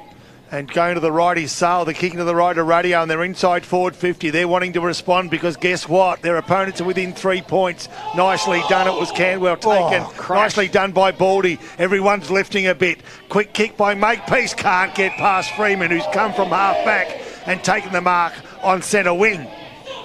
So Jared Freeman now. Players are getting hot, so are the supporters. You'll hear them get excited in the dying minutes of this game. 20 minutes gone, 3 points the margin. Freeman inside forward 50. Nicely done, Danaher. That ball will bounce up, and it does. Prowse attempted to kick it out of midair. Balfour will get his chance. Oh, Free kick, gee, that Moe. was a lucky one. Sorry, free kick Sale. Yeah, it will go Sale's way. A free kick just as Balfour was going to send Moe forward. Free kicks this quarter, 8-1 Sales way. Wow. So that could be a deciding factor as well, but Sale have deserved everything they've got this far. They've fought courageously, and here's another example, taking a good strong mark front of the pack. Kai McDonald in front of Baldy. That's Riley. Baldy goes inside forward 50. Campbell, one touch, two, can't get it out. Still they edge closer, and the umpire will have to call this one as Zach Russell holds in his Moe opponent with a nice tackle. Nice play there by Russell as well. He just waited for the Moe player or his opponent to pick the ball up before he laid the tackle. Now Traralgon have just kicked a goal there. Now we've been playing 23 minutes and they take a 5-point lead into the game. All right, Danaher from that stoppage. Didn't get it going too far. We've got another one here about 55 metres out now from Sale's goal. They have got games on everywhere in the Gippsland League at the moment. We'll get you up to date with as they're happening. We've got close games right across Gippsland. Here, it's a 3-point margin. Taint will handle over the top. Tries to run under this one is Russell. He lumbered after it, and forcing it over for a boundary throw-in was Blackshaw. 21 minutes have gone into the final quarter for Harvey Norman Computers. Great to have your company. We've had some thrilling games of football over the last couple of weeks. And it's going to go down to the wire again. Eden from the stoppage kicks around the body looking for touch, and he finds it just. And it bounces and goes over for a boundary throw, and exactly what he was after. Gained a good 40, 50 metres. And now the ball is on centre wing. 22 minutes gone. A real arm wrestle here in round 10. As now Russell does some ruck duties. He taps it down. Lang from the stoppage. Wins it again and kicks around the body. And the target there was Potts. He's going to win a free kick for being held. As Hayden Potts, too far out to score. Leslie's gone forward. Descent's there as well. And good, strong mark. And that was Jack Leslie. He's just about done it all this afternoon, except for kicking a goal. 53 hit-outs. This could be the moment that puts his side over the line. He has been absolutely enormous this afternoon. 23 minutes gone. The Magpies lead by 3. The best on-ground performer has a shot at goal. Jack Leslie from 48. On its way. Starts left. The breeze not there on this occasion. Doesn't make the distance in the end. Campbell's dangerous in this position. He can't gather it. And clearing it out there was Maslin. Out towards the Belfer direction. He tried to tap it on, but Sale got some numbers. They're going to repel this back inside forward 50. Not just yet. Oof, was that? And that's going to be 50. Well, Dowse kicked it short. And Byron says, I wasn't sure if it went the required distance. As Byron just belts it back inside forward 50. A big pack will form. Leslie again will stand tall and take the mark in front of his ruckman opponent in Prowse. And this one, distance won't be a problem, Box. No, this is Descent. It's got it at the moment, Scudman. It is Big Brad Descent. You're right. I'd probably prefer it in his hands. Very good call. Sorry, Boxer. That's okay. I can see where sometimes even the best get it wrong, Scud. Well, now I'm flat. Oh, don't be flat. Brad Descent. Slightish angle. It still stands at 3 points. Descent comes in and puts it through the middle. And Brad Descent's got 3 goals this afternoon and gives a nice little buffer for the Magpies. Yeah, this, like I said before, if they win this, this will be the biggest win the club's had in a very, very long time. And just when they were really under the pump as a club in regards to players they've had out, what a response here. I know we've still got a bit of game left in it as well. And right now, it is all Sale at the minute. And we're going to go to Traralgon at the moment too. It's gone full time there. And it was Traralgon by 5 points, 9-7-61, defeated Bairnsdale 8-8-56. Sale 11-8-74 with a 9-point lead over Moe, 10-5-65, 25-minute mark final quarter. Harvey Norman Computers scoreboard. Centre break, absolutely crucial now. Ball thrown back up. Baldy wants to win it, but he's got some fair opposition, and the umpire will take control here because no player of the 6 or 7 around the contest can clear the area. This is going to be a massive win if the Magpies get up. This will be a huge victory in the scheme of things. There's results happening left, right and centre. Wonthaggi will beat Morwell, by the way, and Traralgon have now knocked off Bairnsdale. So, huge result. As Langs from the stoppage gives it to the runner in Cantwell. He's been good as well. Left foot kick inside forward 50. Blackshaw can't complete the mark. Russell works hard at ground level. Blackshaw does well, though. Handles over the top to Wood. They've got to take all the risk now, the Lions. They can't on this occasion. It's a boundary throw-in. 26 minutes have gone. Tell you what, Sale needs to just keep working with young Zach Russell. I reckon he's going to be something special. He's really shown a bit today. A few things to work on. It definitely has. That's why I said if they work with him. Quick kick forward. Leslie to Campbell. Kick around the body. The sealer. There it is, you think. As Campbell gets another one. That's his 4th for the afternoon. And the Magpies from here, are they home? They're home. Mate, I'll tell you now, is my plus 36 looking pretty bad now, Scudman? Is it? Oh. Hey? Plus 36? You did it. I did it again. Done it again. Gave yourself a 36-point margin. But I said Sale will win. You didn't say Sale would win. You said you wouldn't get beaten by 36. 15-point margin in Sale's favour. 26.5 minutes played in the final quarter. It is 80 points to 65 on the Harvey Norman Computers scoreboard. And we've got a final score down at Morwell as well, and Wonthaggi 7-13. Wow. So 20 scoring shots, 55, defeated Morwell 4-7-31. This competition is on its head, I tell you. Yep, as they go forward again. Lang, he's been off his head today. He's been great. Goes forward. Sale. Can they just open up this Moe side? They're going to get their chance. Campbell courageously had to stop and prop. Well, he's kicked goals harder than this. A quick one around the body, but there's going to be a free kick down to the top of the square. It's going to be a free kick by Cantwell, 3 metres out directly in front. Give it to Russell. It's got to go to Zach Russell. He's not there. He doesn't want a piece of this. He's not going to get there anyway, Scud. No. It'll take him a week. Well, there's no angle on this Cantwell. It's in the Get square. back there, young fella. Get back in front of goals. The umpire don't need the umpire to tell you. That needs to be in front of goals. It was where the ball landed. Just outside the square, as they're saying, Pop. Well, the man on the mark's in the square. Anyway, doesn't matter. He's kicked the goal. Good work. Always try to open the goals, young fella. Anyway, he's kicked 2 for the afternoon. I just love the resilience of Sale because Moe were threatening. And you know, we were within 3 points and you think, well, young heads may ponder here, and they didn't. They actually have put the foot on the pedal and they've gone bang. So, well done. And that is a 21-point margin, and we're at the 28-minute mark of the final quarter. The Harvey Norman Computers scoreboard has Sale 13-8-86, Moe 10-5-65. Well, I'll tell you what, the last quarters of the Magpies are something to behold, because they've won this again 5-3 in the last quarter. And again, they just stamp their authority come the final quarter. Again, this time Prowse will win it. Tainch has been very good this afternoon, doesn't quite clear the area. This time he tries to shuffle it out. Hamble out there from Haywood. Gives it back to the runner in Dustin Blackshaw. Kick around the body to Nash. Couldn't complete the mark. Closing quickly out there is McDonald, or Glenn it is. And now Moe through some numbers. Danaher sweeps one forward to Maslin. He tries to tap it forward to himself. They have to quickly move it, and they can't through Nash. He goes to Balfour. Balfour's little quick kick. Goes barreling inside forward 50, but downfield. It might actually come back. It was a free kick as he kicked it. So as he kicked that one, and Balfour will have it. Moe supporters want the downfield, but it was in the kicking motion, which means that as he kicked it, and Balfour will go square towards Baldy, and Riley can't quite complete the mark. Play on, said the umpire. Dowse just shuffled it out the back, but Balfour was there to give it to Blackshaw. Handball forward to Nash. Another one forward by hand is to Prowse. He gives it back to the runner in Nash. Right foot kick. Leading target, Kelty on the chest.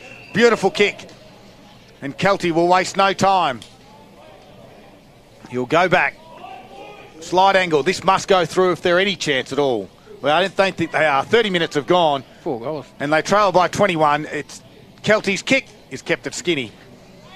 And that excitement is now just done. Paul Carter. 20-point margin between the two. 13-8-86 Sale, 10-6-66 Moe. Harvey Norman Computers scoreboard, 30 minutes and 15 seconds gone. 7 goals scored in this final quarter to date, and Sale have stood tall when most thought they couldn't or wouldn't or even shouldn't, given their personnel, but they've been good. Freeman runs from full back, kicks grandstand side.